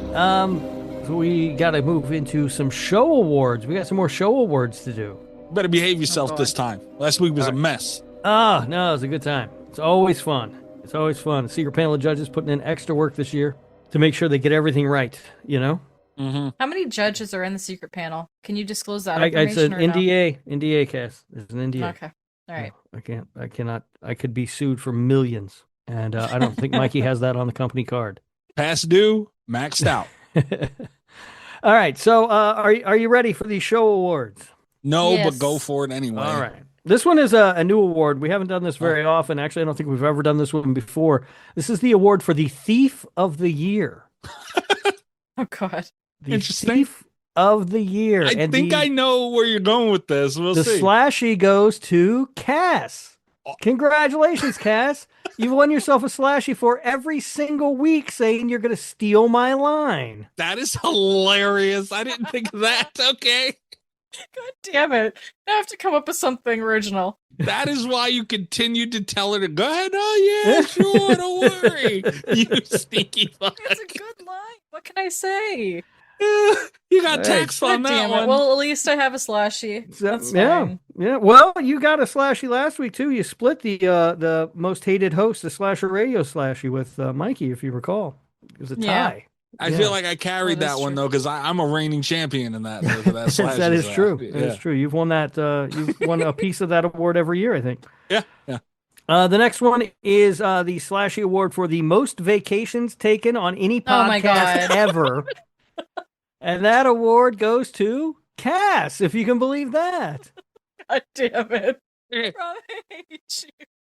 So I'm typing out the name of this award so we can have it in our records. The ever at the end, that's included in it's very important in the title. Yes, okay, most vacations taken on a podcast ever, on any podcast ever. Ever. Okay. Ever. Yes. Ever. God damn it. So that is the award, and Cass is cleaning up on the second on 92 of the Slashie Awards. The next award, a lot of people qualified for this one, obviously, an entire country. This is the award for the best Canadian. Oh, Oh, God. The best Canadian of 2026 or 2025 rather, and the Slashie goes to Ryan Reynolds. Oh my God. Cash, you couldn't even win Best Canadian and you're on the show. It's fine. I'm getting replaced with a Lithuanian sooner than later. It's I can do better than Ryan Reynolds. Maybe I should marry a Lithuanian and become Lithuanian. Get my green card for Lithuania. Now, everybody remembers when I found out live on this show that Ryan Reynolds was Canadian. Oh, and yeah. I That divorced him. That broke my heart. That was a highlight moment of the That podcast. was really funny. You were stunned. I almost had a heart attack. Yeah, I found out it's like if I was married, if you're married to somebody and you find out they're cheating on you, dude. Like that's how I felt. It was over from that moment. There was no going back. I broke up with him forever, divorced. But this was a tough list though, because Cass obviously Canadian. You've got Brendan and Sam from Our Life in Horror, both Canadian. Yeah, they could have won that. I mean, hell, I don't know how many people live. What do you got? You got to have 2,000-3,000 people live up there, right, Cass? Yeah, I think something in about Canada. that. So I mean, any of them. Or sorry, won something it. about that. Yeah. Yeah, but Ryan Reynolds, you're not going to do better than that guy. He's a good chap, eh? Yeah.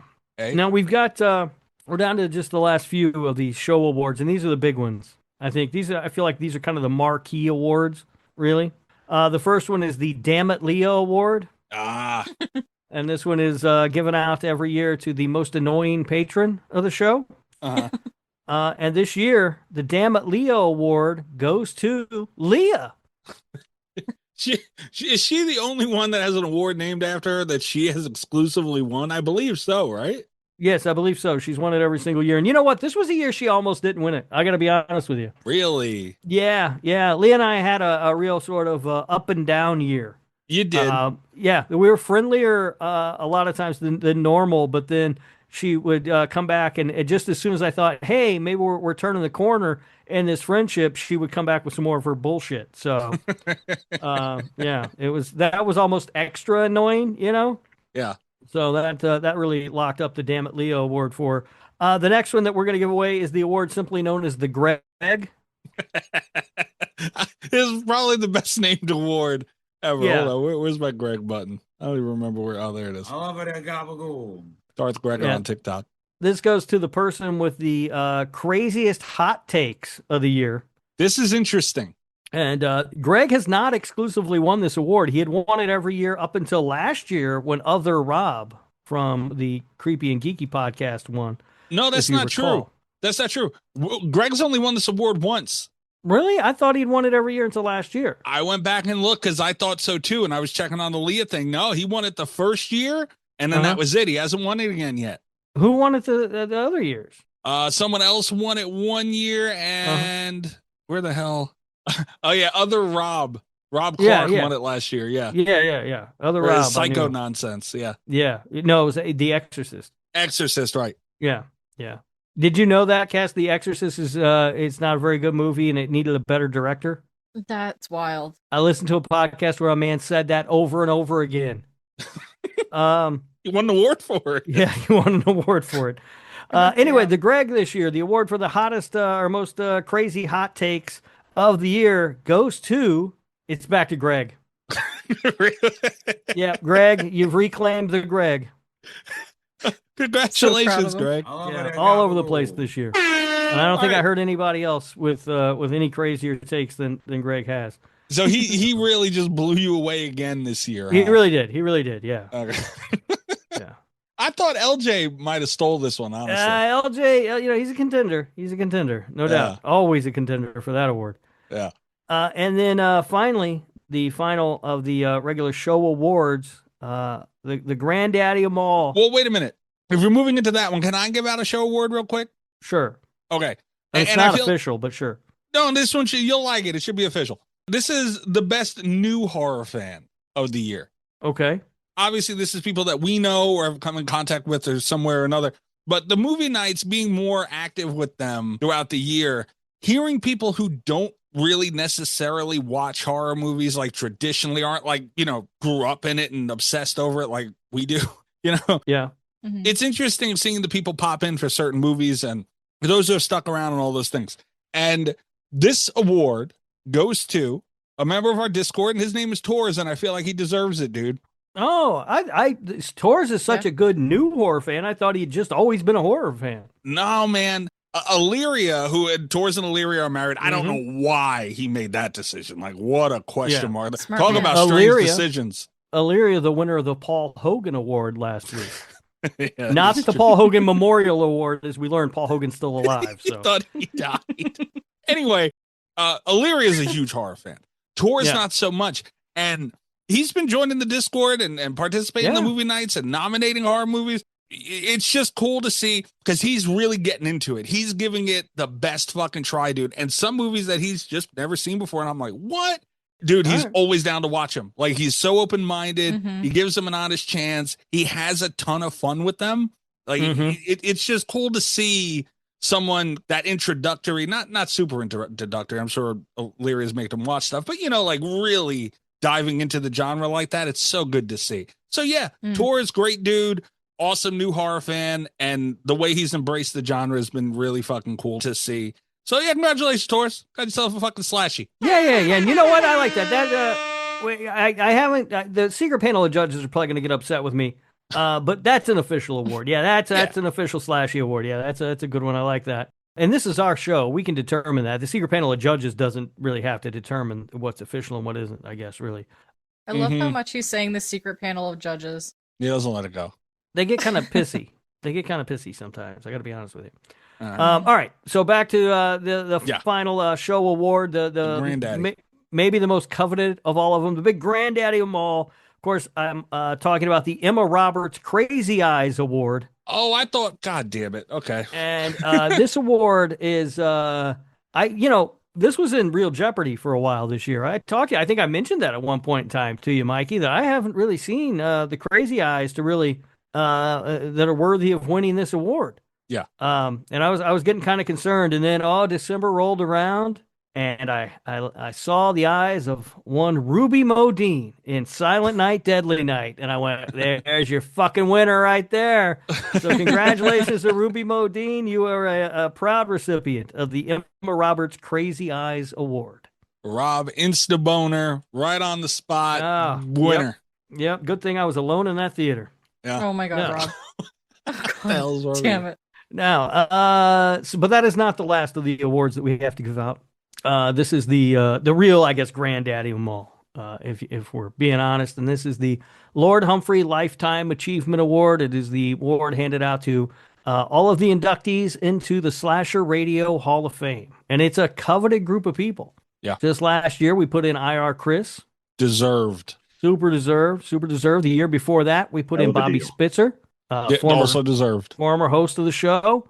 And the year before that, we put in, I'm drawing a blank. Who was it? Amber, right? Was that the year she went in? Yeah. It feels like she's just always been there. I got confused. This is the 5th year, and I was thinking we'd already put in 5, but we have not. We put in 4. So yeah, Amber, because she was the second person to go in. Yeah.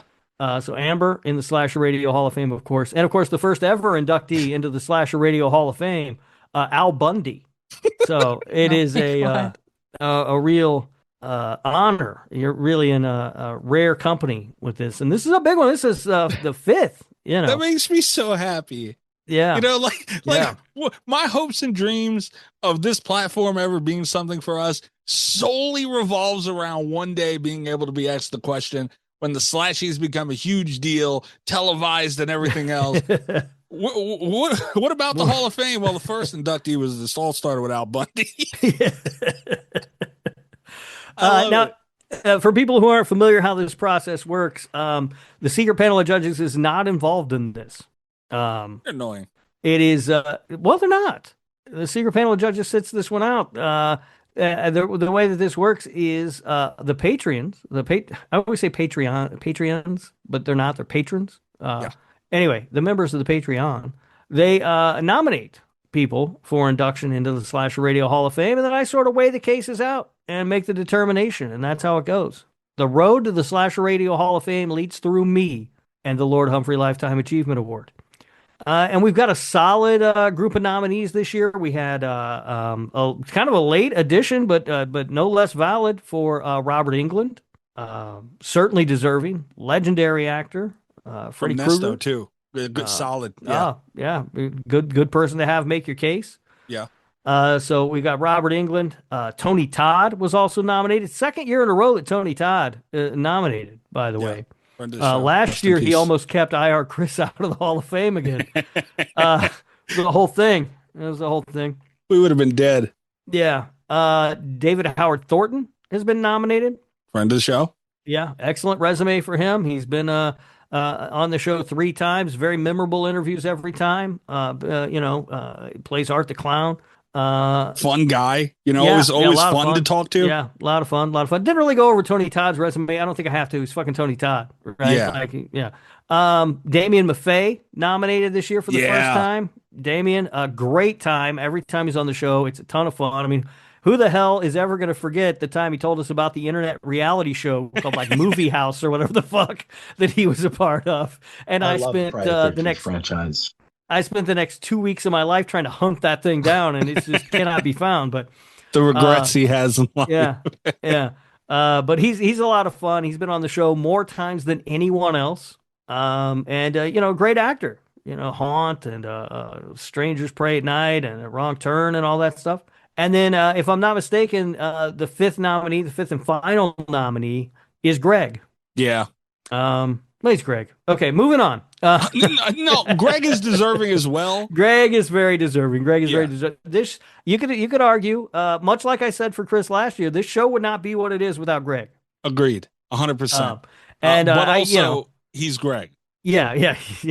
It's a lot of fun to bust Greg's balls and everything, and he gets it and he gives it back just as good as he gets. It's all love. Greg is family. He is that drunk uncle who shows up at the family events that likes to tell you about life in the 80s when he had his T-tops and rocking out with a rat and banging all the ladies that you try to avoid over Thanksgiving and stuff. But he is family nonetheless.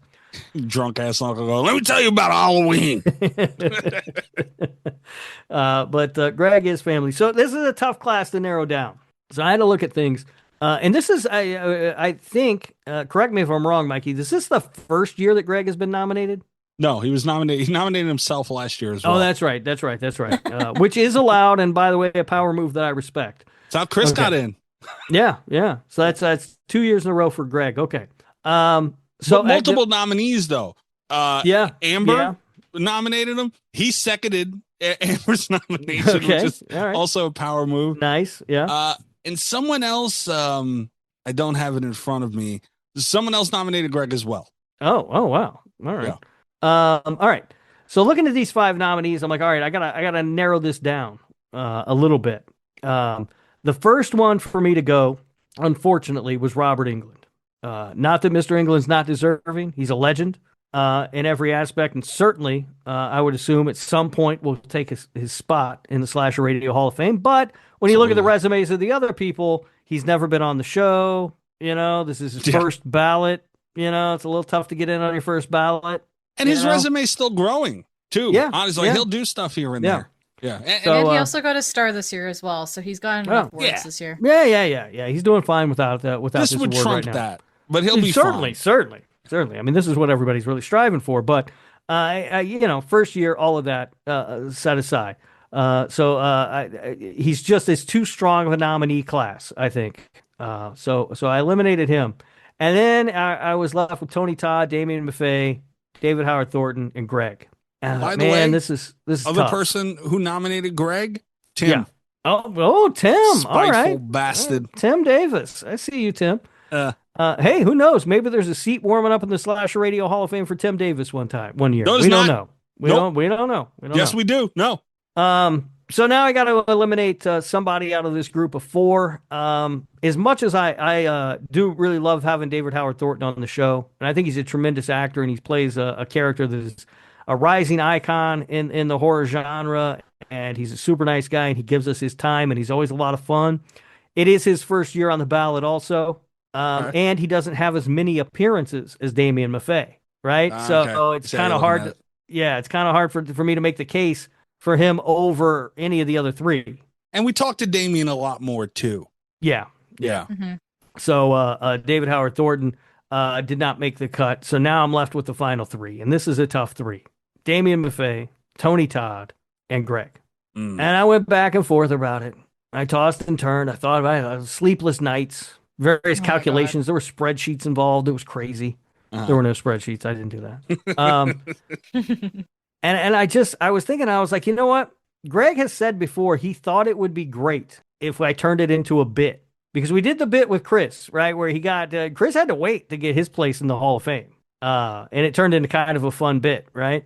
And Greg has said he wouldn't mind if it turned into a bit with him, and he never got in, is what he said. It literally said that to me. He wouldn't care if he never got in, if it turned into a funny bit. He said that several times. Bet. Yeah. All right, Greg. Yeah. I'm good with that.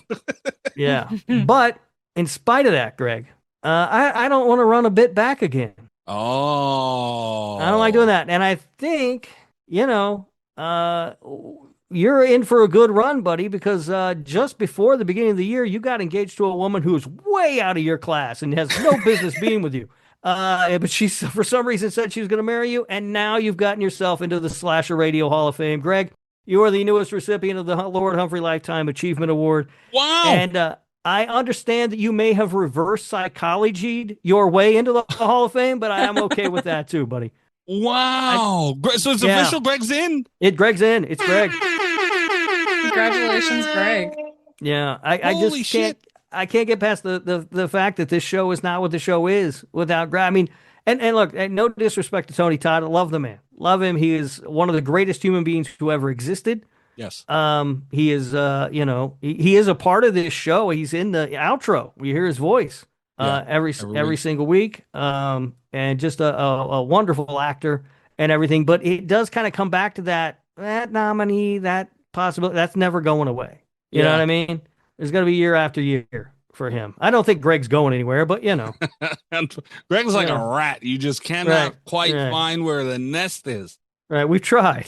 Yeah. And Damien Maffei, kind of the same thing. He's I would assume that for the run of this show, however long we do it, the next 3-4 months, whatever.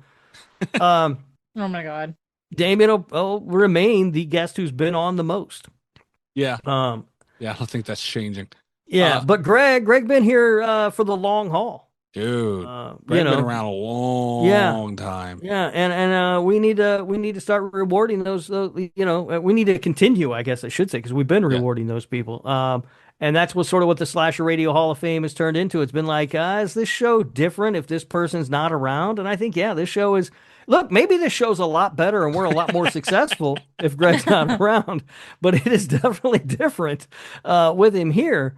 And so he deserves his spot, and I didn't want to run back the whole bit of making him wait, because that's been done.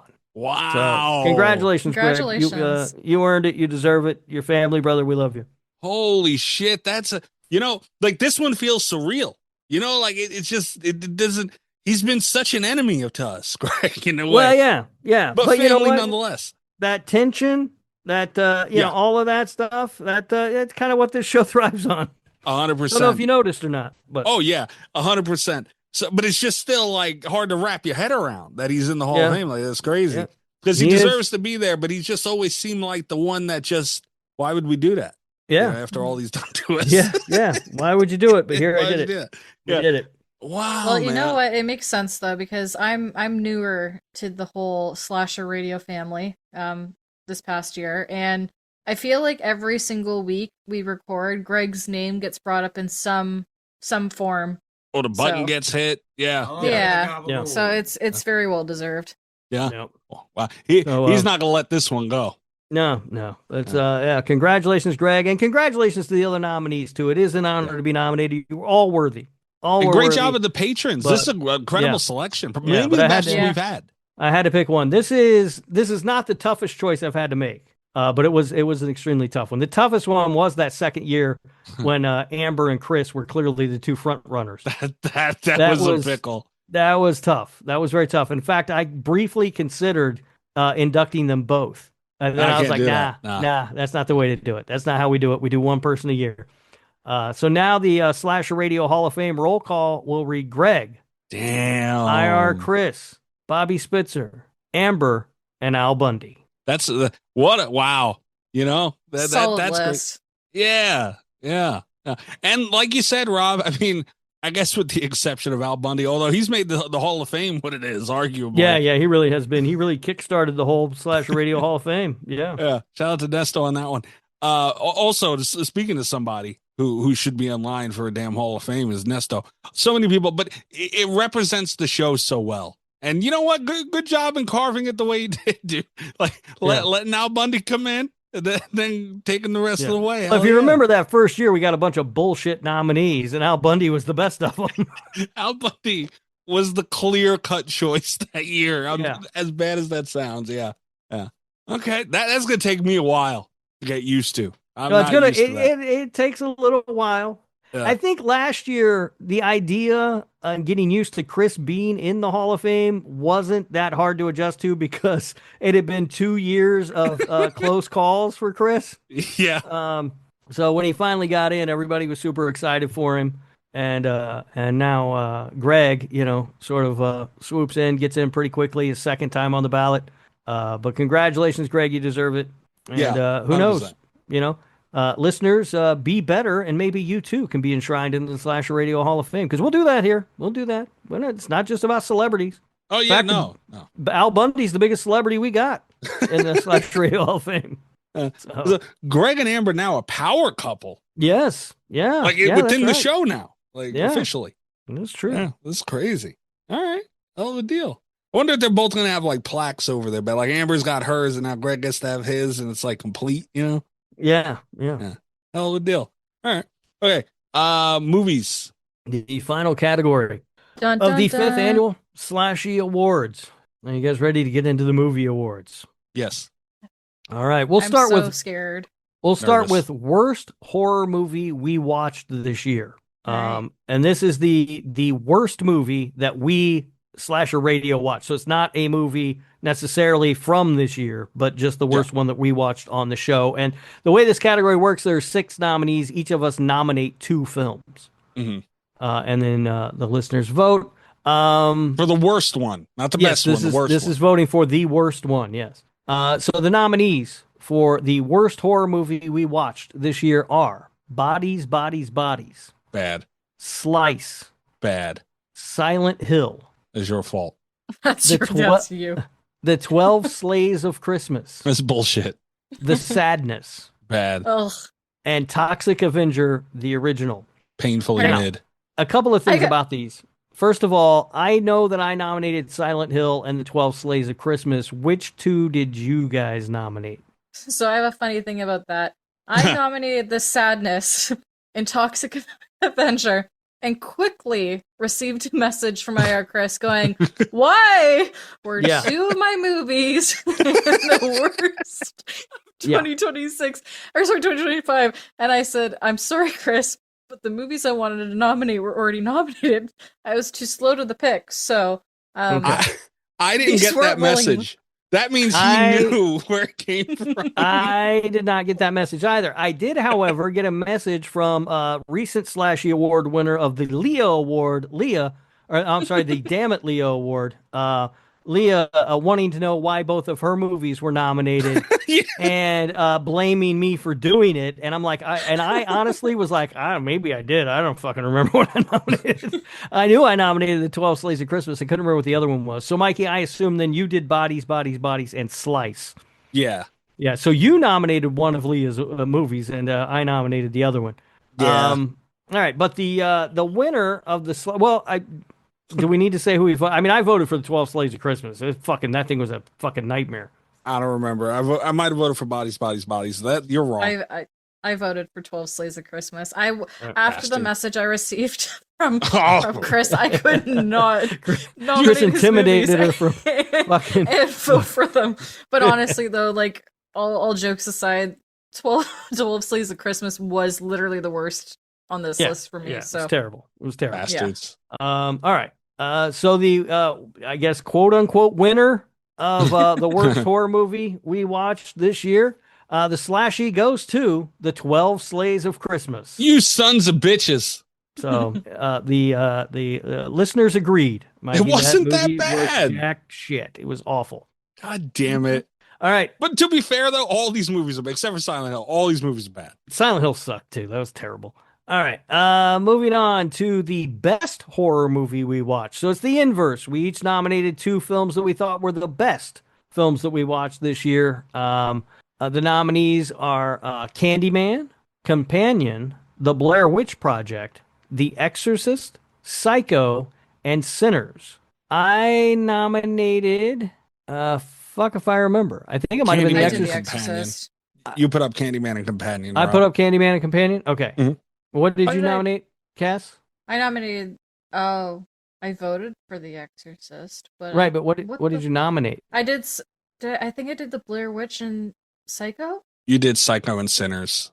Psycho and Sinners. so, Thank you. So you did The Okay. Blair Witch and The Exorcist, Mikey? Yes. Okay, I'm Yeah, very okay. confused by this because I really thought I did The Exorcist, but Candyman and Companion I makes did sense The too. Exorcist too. Yeah. I was going to pick Damn it. Candyman. Yeah. I feel like much like this is probably the same with Cass. Like I picked because Candyman was going to be mine, but I had to pick something you didn't pick, and I'm sure she was going to pick The Exorcist, but she had to pick something I didn't pick. Yeah, Yeah, exactly. okay. So Yeah. fuck you both. All right. Well, that's very confusing. I voted for The Exorcist. Yeah, I can so tell you did I. that. I voted for Candyman. Yeah. Why I didn't nominate it, I don't know. I gave it a 10. Like Was that our highest scored film of 2025? Yeah, Ever. yeah. Okay. Yeah, Oh. that's the only film to ever get a perfect score across the board, right? Yeah. Yeah. Oh wow. Yeah. So I definitely voted for The Exorcist. Mikey, you said you went Candyman? Yeah. And Cass, I'm assuming you went Exorcist also? Yeah. Yeah, All I right. did. Well, the Slashie Award goes to The Exorcist. So the listeners agreed with us on that. Close Cass. though. Holy fuck. Yeah, it was pretty close. Sinners was a pretty close second on that one. Yeah, I but agree. I agree with that. Nah, One man. vote. One vote. I wouldn't put Sinners above Psycho, The Exorcist, Candyman, or The Blair Witch Project. I put it over personally Companion. wouldn't, but you're thinking about a large mass of people voting, and Sinners is just so fucking popular right now. It's so fucking Yeah, good, that's too. glazing though. It doesn't deserve Yeah. that. I get what you're saying. You're right, but yeah, the Sinners dominated this. Oh no, we didn't even get to. I was thinking of the series. Never mind. Yeah. All right. Moving along to best horror movie social page. Yeah, this was a tough one for me to vote in because I don't know fuck all about any of this. But the nominees are Halloween Verse, horror movies and stuff, House of Horrors. Is that Jean loves horror? Jeannie. Jeannie loves horror. Of course she does. Jenny from the Spooky Block. Looking Promote forward to you horror. saying that. What? I was looking forward to you saying that. Yeah, Jenny from Yeah. the Spooky Block. Yeah. Promote horror. Rob L. White. Scream Obsessed and House of Horrors. Yeah, I voted for Halloween Verse because I assume that's a Halloween thing. I don't fucking Yeah. I don't I don't know what the fuck any of this shit is. you know, this None was of these like people follow me, so My God. many of them followed the show page, so kind of. that doesn't count. But this was like an executive decision for me. Like I was going through everything, and I was like, you know what? It wouldn't hurt to put these guys in there. And Sure. the driving force of that was people talk about how shitty Twitter is now, and they're not wrong. Twitter fucking sucks now, for many reasons. But I feel like the horror section, that little horror corner of Twitter, is still pretty good, dude. Like there's still a lot of good people in there posting a lot of creative shit. And fun to interact with. And when you start getting in there with everybody, like it's still like I get that feeling of old Twitter again a little bit, you know. So these guys are the driving force of that, man. They deserve some light. All right, fair enough. Who did you vote for, Cass? I think I did House of Horrors. Me too. It's All tough. Yeah. The Slashie goes to Scream Obsessed. So Not congratulations, Scream Obsessed. They're hot right now. Well, yeah, I would imagine, yeah. Yeah. And they always post cool screen stuff, dude. Like news, memes, just fucking like behind the scenes stuff. Like they're really cool. Yeah. All right. I'll check it out. I don't even know if I'm following that thing. Yeah. All right. Best horror streaming service of 2025. The nominees are American Horrors, Screambox, Screamify, Shout TV, and Shudder. Who'd you guys vote for? Screenbox. I did Shudder, I think. Yeah, I did. Shudder. I did Shudder also. There's a lot of good here. Like I think Screambox is starting to come up a lot with some of the stuff that they offer. Yeah. I like what Screamify is doing. That is. No, they didn't email us back. You can be honest. No, I do like what they're doing. I have not found a movie that I've liked on there yet, but I like the idea. I like the concept of a service that has completely indie horror on it. Yeah. And they also take some of the money that they make and they are apparently, I don't know, hoping to fund some of their own movies with it or give funding to somebody to make movies or whatever, which I think is great. Yeah. So I really like the concept there. I do wish they had better content though, because some of it's just unfucking watchable. So I went with Shudder. Look, Shudder is going to be hard to beat in this category. One, they're the big dog, right? Yeah. Always. And for me, especially, like they bring me a ton of joy because they're the place where Joe Bob lives. Mm-hmm. And they do some originals, and look, they're not all great. I would still say that they're probably they miss a lot more than they hit for me with their original stuff. But they're swinging though. Yeah, but they're swinging, and some of the ones that they release as originals are really good. You know, they did stuff with Elvira, the Boulay Brothers. It's the biggest stuff is there, other than Terrifier because of Screambox. It's really yeah. But Screambox is doing really well. Yeah, they're doing good. Yeah. The Slashie goes to Shudder, and it's pretty big ass kicking here. Yeah. Yeah, honestly. Yeah, but not surprising. I mean, Shudder is sort of the big dog in that space. So what are you gonna do? Moving on to Best Short Horror Film. The nominees are Bad Chemistry, Don't Fall from Grace, Skulk, Sweet Revenge, and Other Side of the Box. I voted here for Sweet Revenge. I know that. Easily, yeah. Yeah. Cass? I did the same. Yeah. Mainly I voted for Sweet Revenge because it's the only one I've seen. So there's also that as a factor, you know? The Other Side of the Box is fucking creepy. Oh, really? Just so fucking creepy, yeah. I've seen that. Those are the only two that I've seen. And Other Side of the Box is weird. I just don't I don't see a lot of short films. It's not that I dislike them or anything. I don't like I don't cross paths with them somehow, you know? Mm-hmm. But the Slashie goes to Sweet Revenge. No shocker. Yeah, not shocking at all. That was certainly a big high profile, certainly for a short film release. And it was well done. It was really well done. So congratulations to our friend of the show, Mike P. Nelson, who directed that. So we'll move on to I want to go down now and do the most anticipated film of 2026. The nominees here are Evil Dead Burn, Ready or Not 2, Return to Silent Hill, Scream 7, Terrifier 4, The Events Surrounding a Peeping Tom, and Werewolf, misspelled. What'd you guys vote for? Terrifier 4. I did Scream 7. All right. I did Evil Dead Burn. We all went someplace different with this one. Yeah, for real. Yeah. I'm too scared to Scream 7. I can't do it. Shout out to Events Surrounding a Peeping Tom, though. Yeah, definitely. I am looking forward to seeing that movie. But the Slashie Award goes to Scream 7. Damn it. God damn it. Just a couple of votes over Terrifier 4. God damn it. Yeah. Why are you upset about that? I thought you loved Scream the most. You know how I feel about this movie. I'm fair. I don't know why. Are you not looking forward to Scream 7? No. All right. I'm terrified of it. No. I'm mad at this fucking movie. But Stu's back, and we've all wanted that for decades. So no, we haven't, and no, you haven't. Yeah. Everybody should go straight to the theater and see it as soon as it comes out. Stu. See it multiple times in theaters, please. Yeah, also because you have it in the box office thing, which we're going to probably go over next week, maybe. Yeah. Possibly. All right. Moving on to Best International Horror Film. And but it's funny, some years this is really hard category to fill out. Because a lot of times it's smaller movies, and some of them like, what the fuck is that? I never heard of it. Not the case this year. No.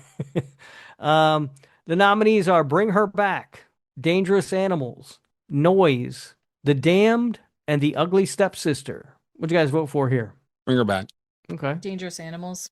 I also voted for Dangerous Animals. Very fair.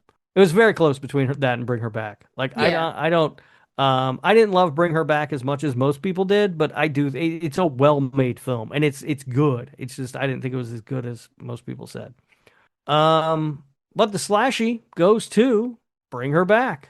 Congratulations to the Philippou brothers. Is that how you say it? I believe so. Yeah. Yeah, did a great job. to all the citizens of Australia. Consider that partly your award as well. Oi. Yeah. God damn it. Come on, Cass. We can't be saying God. the Slashies. Robert. Sons of bitches. Just when Mikey thought he was safe. Yeah, it's the Slashies. You don't expect to hear or cock or circ or any of that stuff. I'm still more mad at Cass because like I had to find it already. That's the hard part. Yeah. See, I'm not. She's a bad influence, Mikey. I agree. Yeah. No, I'm friendly and lovable. Oh yeah. Yeah, we all think that. Yeah. Bullshit. Yeah. Especially your girlfriend thinks that. Moving on to Best Indie Horror Film of 2025. The nominations are Cannibal Mukbang, Dangerous Animals, Good Boy, The Toxic Avenger, and The Ugly Stepsister. What'd you guys vote for here? I did Dangerous Animal again. All right. I did that as well. Did you? I went with Toxic Avenger, which is amazing this year. Yeah. But the Slashie Award goes to Good Boy. A lot of people liked it, man. A lot of people did like that movie. A good dog. Yeah. That was it was not. I'm not surprised it won. It was a very popular movie. And people were interested in it, because of the concept. I think, just hearing the concept. I was interested in it just based on the concept myself. I felt like it was about as good as a movie like that could be. But I also felt like a lot of times I was just watching an experiment more than an actual movie. That was my problem with it. But I didn't hate it. Sure. And certainly, I mean, it was no Toxic Avenger. I'll tell you that. No. Toxic Avenger, absolute classic. Moving on to Best Horror Documentary of 2025. I did not see as many of these this past year as I normally do. Me either. Yeah. Mm-hmm. Well, the nominees are George A. Romero's Resident Evil, Jaws at 50, My Father, the BTK Killer, Strange Journey, the story of Rocky Horror, Surrealistic Nightmares, and True Haunting. Do you guys remember what you voted for? Rocky Horror. Rocky Horror. All right, I voted for Jaws at 50. The Slashie goes to Strange Journey, the story of Rocky Horror. That's what you get. We get Robert. I didn't bet money on it or anything. Yeah, but any victory for Rocky Horror is a hoo-fa to you. I mean, look, I understand that a lot of people like it. Most people like it. I also understand that sometimes most people are wrong. God damn it. Oh my God. This one I feel like is a big award. And it's certainly the most fun, I think, for a lot of people. Yeah. This is the most creative kill of 2025. And the nominees are Aunt Gladys's death in Weapons, the MRI kill in Final Destination Bloodlines, the bus in The Monkey, the electric corkscrew in Companion, the puddle in Bring Her Back, and the van couple in Hard Eyes. Which one did you for this, people? Which one did you guys vote for here? Final Destination. I did Final Destination as well, and literally, fun little quick story. Watched this movie, went to the hospital that following evening to have to go into the MRI section of the hospital. So that was fun. Well, remember that happened. Something similar. Like a guy did die this year from an MRI fucking thing. I did not know that. Yeah, it was in the news. Yeah, like some dude. I don't remember exactly what happened. It didn't play out exactly like in the movie, obviously. But yeah, something fucking happened with guy died. I also voted for the MRI kill. It's fun and memorable, But I think a lot of these on here are really good. So it was a good year for creative kills. The Slashie goes to the MRI kill from Final Destination Bloodlines. So yeah, I think that's probably the one that I heard people talking about the most, like towards the end of the year. It was so well done and well performed. The actor sold it. Like it was great all the way around. Yeah. Yeah, it's very good. The next category is Best Creature Feature, and the nominees are 28 Years Later. Inches. Yeah. Yeah, honestly. Bambi the Reckoning, Death of a Unicorn, Frankenstein, Predator Badlands, and Wolfman. What'd you guys vote for? This one was tough, honestly. Mm-hmm. Because, I don't know. I looked at it differently because it's a creature feature. What do I want from one of those? And honestly, I don't remember what I ended up voting for. I might have went for Frankenstein. I might have went for Predator. And again, this isn't like what the better movie is. It was like what was the best one with the best creatures. Okay, fair enough. Yeah. Cass, what'd you vote for? What do you think I voted for? You voted for that big old dick, didn't you? Oh, of course I did, buddy. Did you really? Yeah. God damn. That's like dick over Frankenstein. Confirmed. Later. What the hell? Yeah. I did the right thing and voted for Frankenstein. I don't know what the hell you guys are talking about. You can see our point, though, right? Yeah, I can't. If you're basing it on creature design and that sort of thing, I could see, going for that big old floppy dick. Frankenstein got a lot more opportunities coming up. Predator Badlands does not. I was looking at, best creature feature to me was still like the movie. I didn't think about like creature design. And anybody who voted for Predator Badlands should be ashamed of themselves. That movie was fucking awful. We had fun with that movie, dude. That movie sucks so bad. The Slashie goes to Frankenstein. All right. Nice. Yeah, congratulations. Not by much. The people there. It was pretty close between that and Death of a Unicorn. Honestly, I might have voted for that too. I'm not sure. I like that fucking movie. I fuck with it. Yeah. And here is where you would actually vote for best creature design, the category best creature and monster design. Yeah, this is a lot more technical though. Yeah. I feel, yeah. This is where I went into like the specifics. Right. Well, the nominees are 28 Years Later. Inches.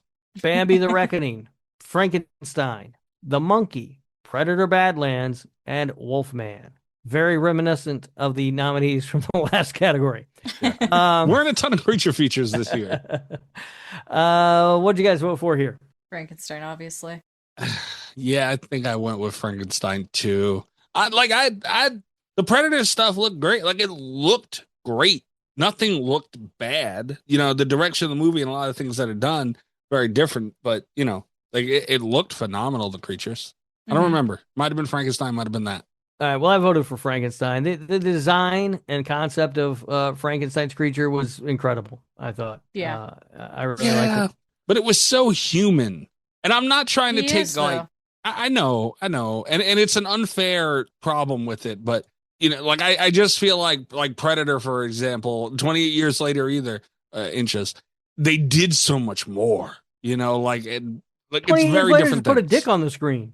See, but I huge disagree one. Because when it comes to Frankenstein's, when it comes to the creature, his look in this film is so much closer to what his depiction is in the book. Yeah. And his original look that, and it looks I remember phenomenal. when I first saw the photo of Jacob Elordi, and I thought to myself, I was 100% loving it at first, but then when I saw it on screen. You never seen a photo of Jacob Elordi you didn't love. Not wrong. You fucked my train of thought, man. No, I get where you're going though, Cass. That's what they were going for. That's what they did. They executed insanely well. But, they could have gone crazy with it, but they went right. They did the right thing. They went to the Yeah. I get you. I see both sides for sure. I very well could have voted for Frankenstein. I don't remember. Yeah. Well, the Slashie goes to Frankenstein. All right. Not mad at that. Nice. I'm mad at that. Yeah. That dick ain't getting no love. No. Next up, best makeup design and prosthetics. The nominees are Bring Her Back, Final Destination Bloodlines, Frankenstein, The Monkey, The Ugly Stepsister, Together, and X for Kid Cudi's penis. If you know, you know. Yeah, that is true. My friend Rick, shout out to Maximum Brick on Twitch. Please check him out. He's an awesome dude. He was doing it on stream, like he was voting. And he was like, X didn't come out this year. When did X come out? It's like he's looking up when the fuck, what year did X come out? I'm like, no, dude. No, you don't. Yeah. No, it's a bit. It's fine. And then he goes, oh, well, yeah, I get it now. Like, no. he gets it. Shout out, by the way, for just a spoiler on this a little bit. Shout out to the two people who did vote for Kid Cudi's penis. Yeah, honestly.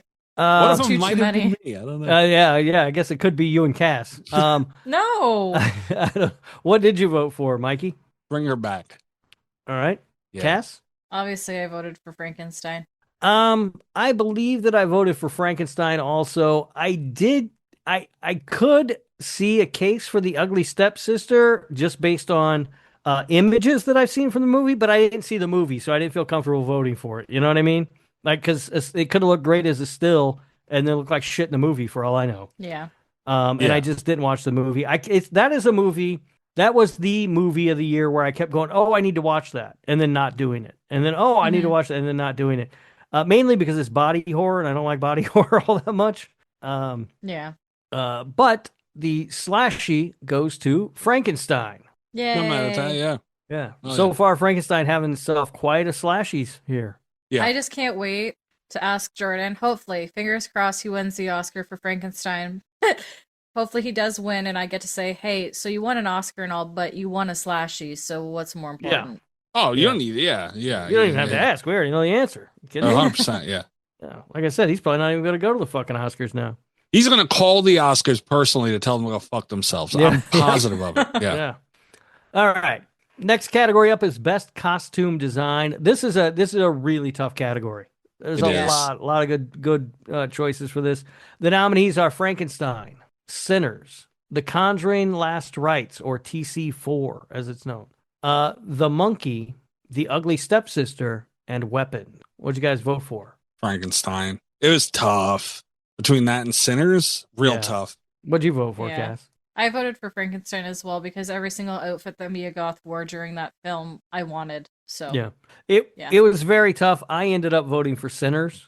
Wow. I liked the costume design there. I thought it looked really accurate and to the period that it was in and everything. Yeah. But also just some of like those suits Michael B. and Michael A. Jordan were wearing looked fucking phenomenal.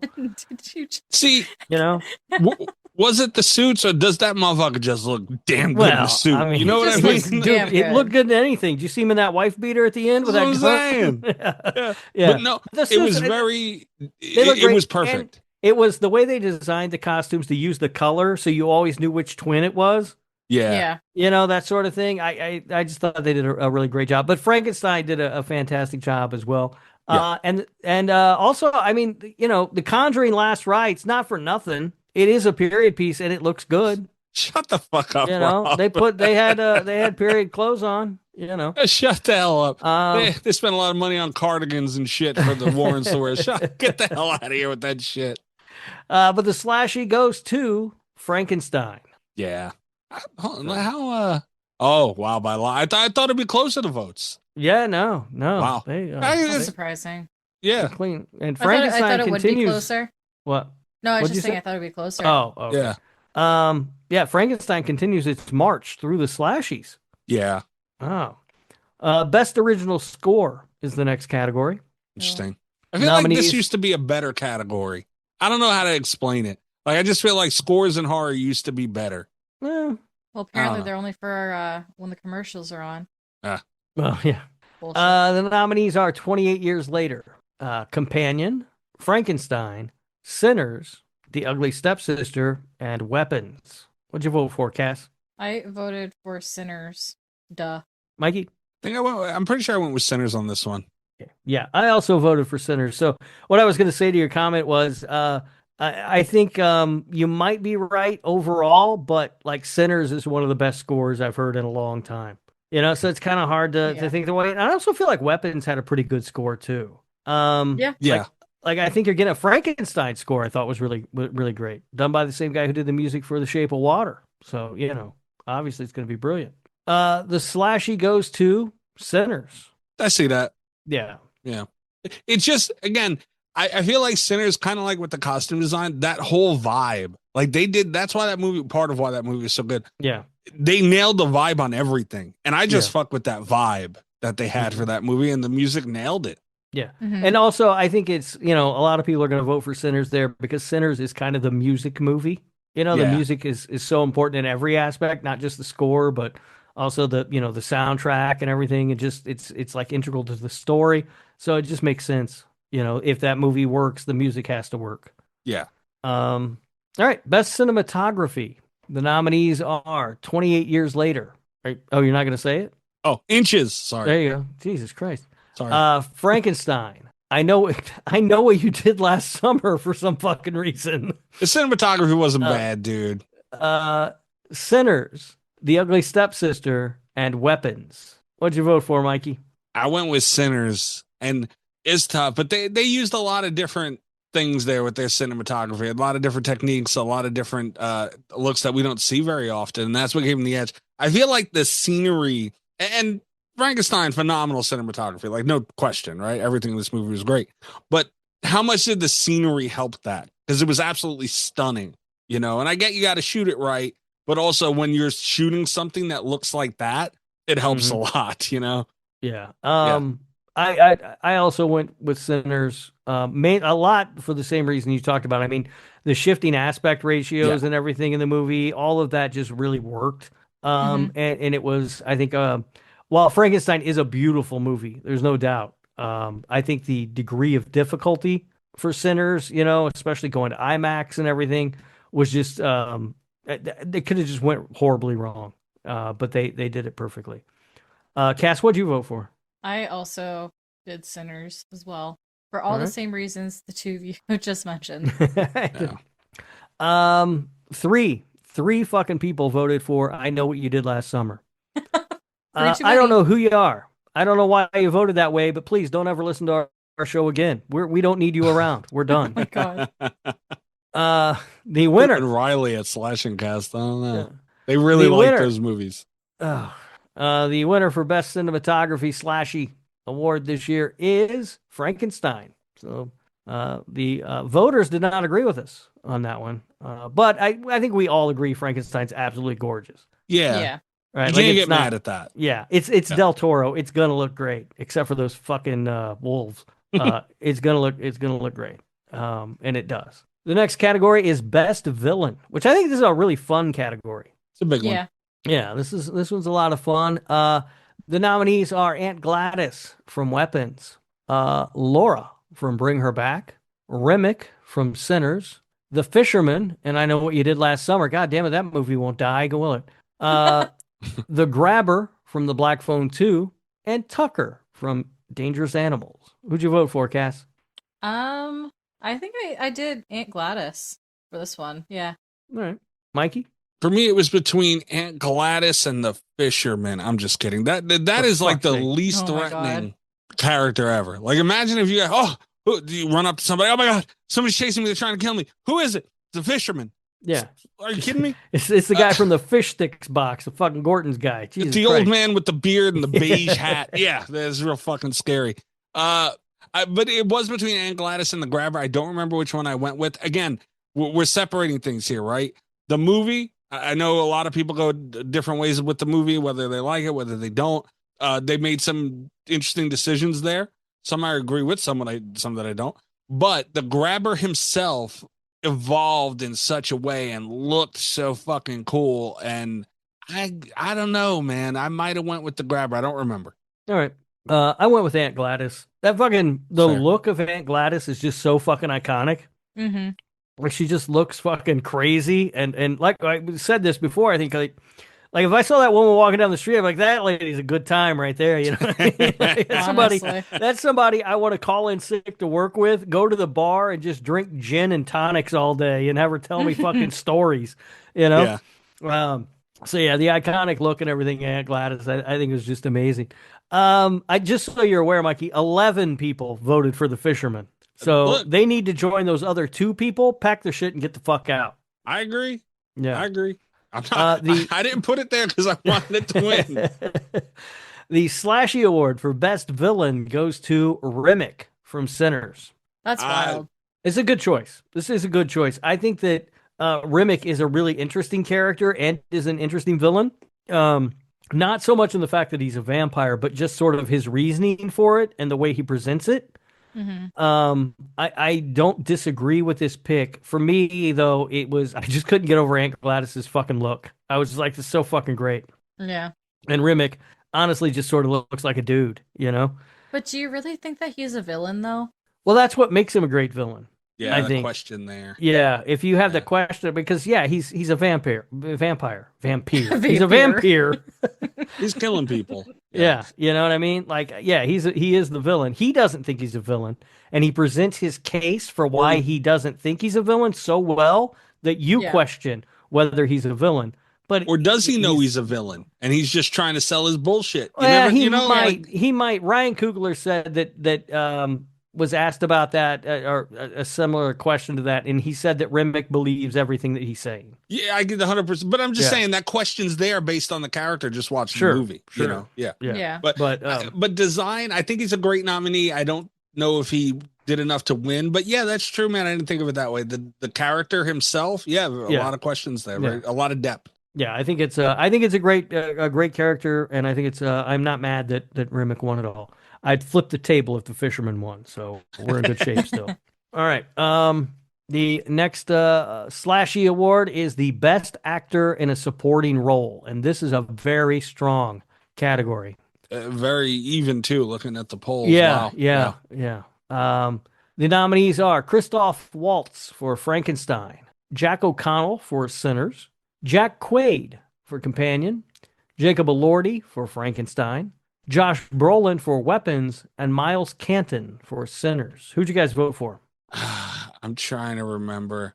This one I might have went with Jack O'Connell for in Sinners, but Jacob Elordi was there too. I can't remember which one I landed with. I swung for this one a little bit. Okay. Cass? Obviously, I went with Jacob Elordi. Of course you did. Yeah, that's on brand. I actually voted for Christoph Waltz in this category. He doesn't have a lot of screen time in Frankenstein, but I think he's fantastic in it. It's fair. Mm-hmm. He is good. Yeah. And this was a weird category, especially for, both for Frankenstein and Sinners, because you could make an argument that Jacob Elordi playing the creature is the main character or the lead in Frankenstein. Just like you can make the argument for Miles Canton in Sinners that it is really Sammy's story and that he's the lead character because they're both sort of ensemble pieces in a way. Mm-hmm. But to me, those weren't the characters that stood out as the lead in those films. Yeah. The Slashie goes to Miles Canton for Sinners. That's surprising. Yeah. I think it's great. I don't hate it at all. No, no, me neither. You know, his first acting role, and he's already a Slashie winner. Just retire, kid. It doesn't get better than this.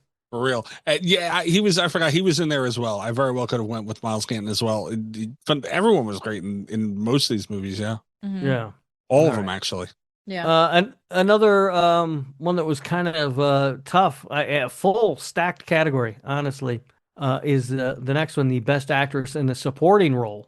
And the nominees are Amy Madigan for Weapons, Jodie Comer for 28 Years Later. Inches. There you go. Little extra sauce on it. I like that. I got to make up. Yeah. Yeah. Mia Goth, Frankenstein. Sarah Levy, I'm going to assume. I don't know. Levy. Sarah Levy. I know that. The Monkey. Sora Wong for Bring Her Back. And anybody got a I'm off tonight. Nope. Yeah. Not my problem. Wumi Masaka. Nailed it. Yeah, she's a terrific actress. Also Levy, by the way, not Levy. That's what I said. For Sinners. I feel terrible not knowing how to pronounce her name. Every time I see it, I don't know how to pronounce it, and it drives me crazy because she's such a talented actress. Yeah. Who'd you guys vote for here? Amy Madigan. She's great. I did her as well. All right. I voted for Mia Goth. I thought she was terrific in Frankenstein. Dual roles. I like that. Yeah. And especially the fact that you don't realize that she's playing one of the characters if you're not paying attention. Mm-hmm. But the Slashie goes to. I'm happy she won, but damn it, Wumi Mosaku. The Sinners. She's terrific. She's a wonderful actress. She really is. And I'm happy that she won because she is great in that movie. Shout out to the listeners for making you say that again. Yeah. Yeah. No, she's a terrific actress, and I'm really glad that she won because she's amazing in that movie. She really stands out in a cast of standouts, honestly, because that's stacked from top to bottom. 100%. Best actor in a leading role. The nominees are Alfie Williams, 28 Years Later. Inches. Dave Franco, Together. Indy, Good Boy. Jai Courtney, Dangerous Animals. Michael B. Jordan, Sinners. And Oscar Isaac, Frankenstein. Interesting, no nomination for Michael A. Jordan. Yeah, you gotta pick one. Yeah. All right, who'd you vote for? I voted for Michael B. Jordan. The listeners are fucking slick, though. Why? Again, I'm looking at the results. I'm cheating a little bit here. Okay. Just continue. Cass, who'd you vote for? I voted for Michael A. Jordan. Not an option.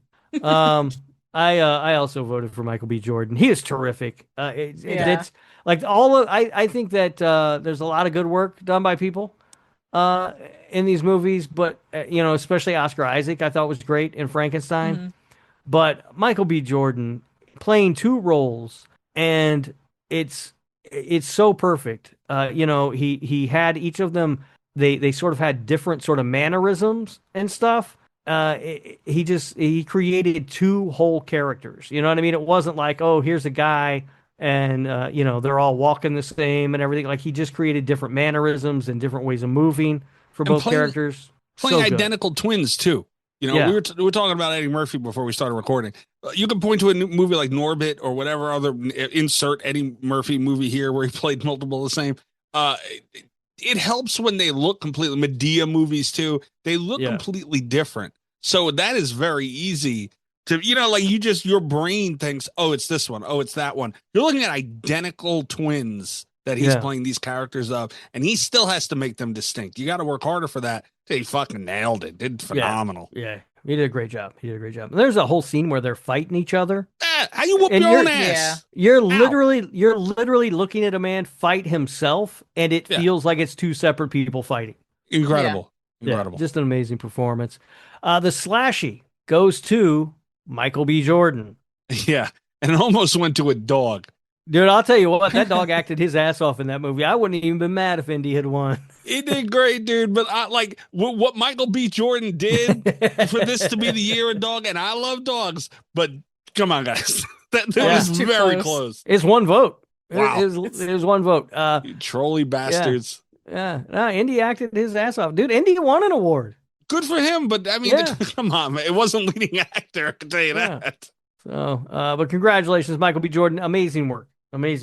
Yeah. Indy too. Good dog. Yeah, good dog. Best actress in a leading role. The nominees are Alison Brie, Together; Haley Steinfeld, Sinners; Julia Garner, Weapons; Sally Hawkins, Bring Her Back; Sophie Thatcher, Companion; and Tatiana Maslany. Let's go with that. Keeper. Who'd you guys vote for? I did Sally Hawkins for this one. Mikey? Oh, God. But did he quit the fucking show? What happened? I think my sound went out there for a second. Can you guys hear me now? Yeah. Yeah, we can hear you. I was able to hear you. I voted for Sally Hawkins.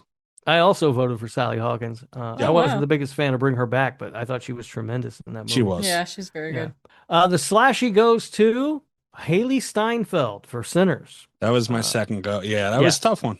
Yeah, not mad at that. She was tremendous in that movie. And again, mentioned like it's an ensemble movie for the most part, and she doesn't get a ton of screen time, but she's an extremely memorable character in that film. Yeah. I think she won this category because of the tongue and coochie line. Oh, well, yeah, there is that, right? Yep. Yeah, you spit in Michael B. Jordan's mouth, you win yourself a Slashie. That's how it goes. All right. We're getting to the end of this. The big categories are here. Best Director. Oh. The nominees are Ben Leonberg for Good Boy, Guillermo del Toro for Frankenstein, Oz Perkins for Keeper, the Philippou brothers for Bring Her Back, Ryan Coogler for Sinners, and Zach Kreger for Weapons. This was tough. Yeah, who'd you vote for, Cass? I did Ryan Coogler. It's his time to shine. Mikey? I probably went with Del Toro, but man, like Coogler was great in this. Kreger was great for this. The Philippou brothers too. Like I don't think I went with them, but I was just saying like Oz Perkins too. Like just people who did great jobs. Yeah. Good Boy had an incredible concept, and that's tough to maneuver through, and they did it. You can make a case for everybody here. Some more than others, but I think I went with Del Toro here. It could have been Ryan Coogler. I don't remember. I definitely voted for Ryan Coogler here. I think that I made no. Sinners is the best movie I've seen since The Shape of Water, in my opinion. And I think that he put together this movie where nothing is out of place. Everything works. True. And I love what Del Toro did with Frankenstein. I think it was great. Sinners is an original story. You know, I understand that Del Toro put his own spin on Frankenstein, but he's still working from source material there. Yeah. And I just felt like Ryan Coogler just killed it. You know, we talked about the cinematography stuff with that movie and everything else. But just, you know, the music, like everything fucking works. Yeah. But the Slashie for best director goes to Ryan Coogler. Really? Yep. I wanted to be surprised by this one. That's crazy. Yeah. Yeah, it was a toss up between him and Del Toro for me, but I just I just feel like he's having his moment. He really deserves it. Yeah, and there's not going to be many years where you're going to ask me if Guillermo del Toro has put a movie out, who's the best director, and I'm not going to say Guillermo del Toro. Right. Yeah. But I just Sinners was such an amazing achievement, I think. Mm-hmm. I agree. And that brings us to the last category of the 5th Annual Slashie Awards. This is for the best horror film of 2025. The nominees are Companion, The Conjuring, Last Rites, Final Destination Bloodlines, Frankenstein, Sinners, and Weapons. What'd you vote for, Cass? It was really hard for me to vote between Frankenstein and Sinners. But I just feel like Sinners deserves the award, so I went with Sinners. Mikey? Yeah, me too. It was so hard for me to pass up on voting for The Conjuring, let me tell you. But yeah, Frankenstein, incredible. Sinners, incredible. I just vibe more with Sinners, dude. Like if I had to pick a movie to sit down and watch between Sinners and Frankenstein, and you could throw The Conjuring, The Last Rites in there too if you feel like it, it will almost always be Sinners. Like every now and then I'll be like, you know what, man, let me put on some fucking, that Frankenstein was really good. But that vibe is Sinners. It has ups, it has downs. It has like that panic, you know, like it has the creepy, it has everything, dude. And yeah, I went with Sinners. It was tough. Yeah, I think clearly the two front runners here were Sinners and Frankenstein. I feel like I tipped my hand already because I said Sinners is the best movie I've seen since The Shape of Water. But with Sinners and Frankenstein, that those were the two front runners for me.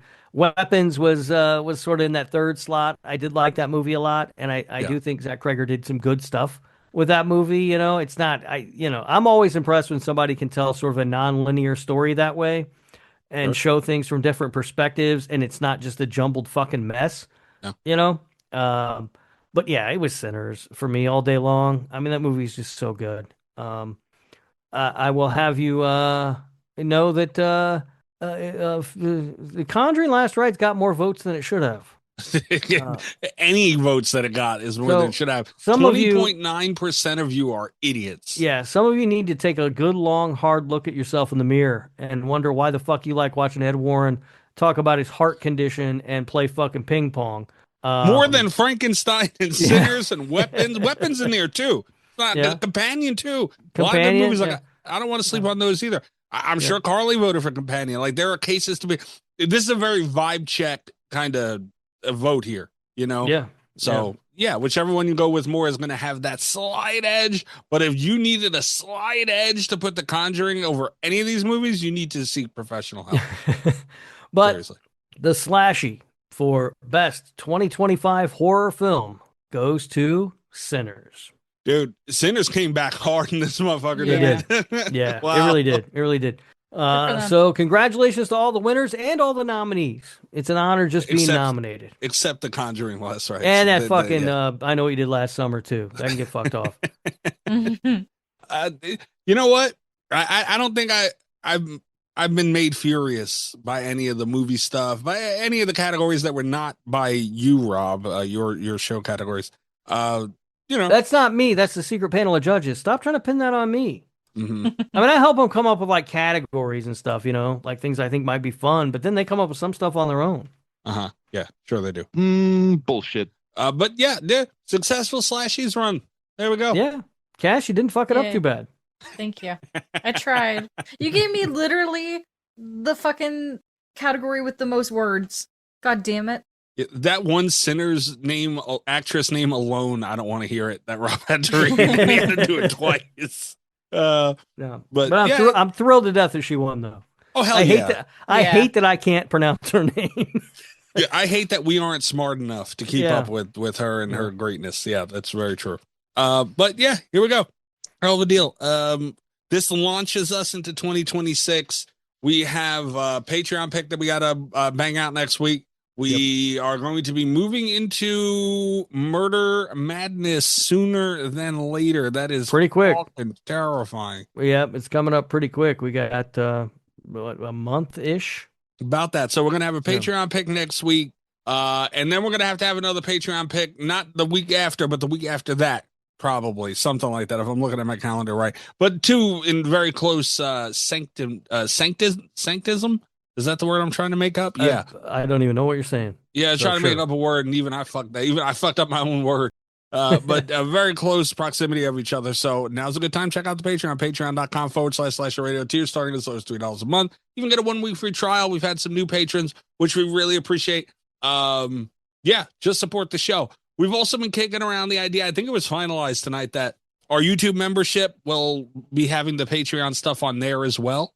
So if you listen to us on the YouTube, please interact with this, like it, subscribe to the channel, comment on it. Ours in the chat. Can't do that. But help out our algorithm. The champagne and the time of night, we are done. And if you want to do so on YouTube, you can also do that through the memberships as well. Same with patrons. If you want to flip flop, you got that option too. I think that's really it. Follow us on everything: Twitter, social medias in general, at Slashie Radio. I'm at Mikey's Dead. Robert.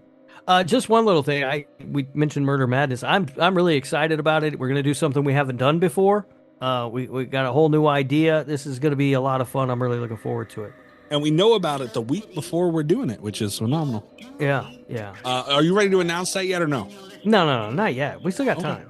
All right. Check. But what is my bullshit stuff? Oh yeah, you can find me around at Radio Rob123. You can listen to the other show that I do, the Nick fucking Woo Cagecast : Willem Dafoe.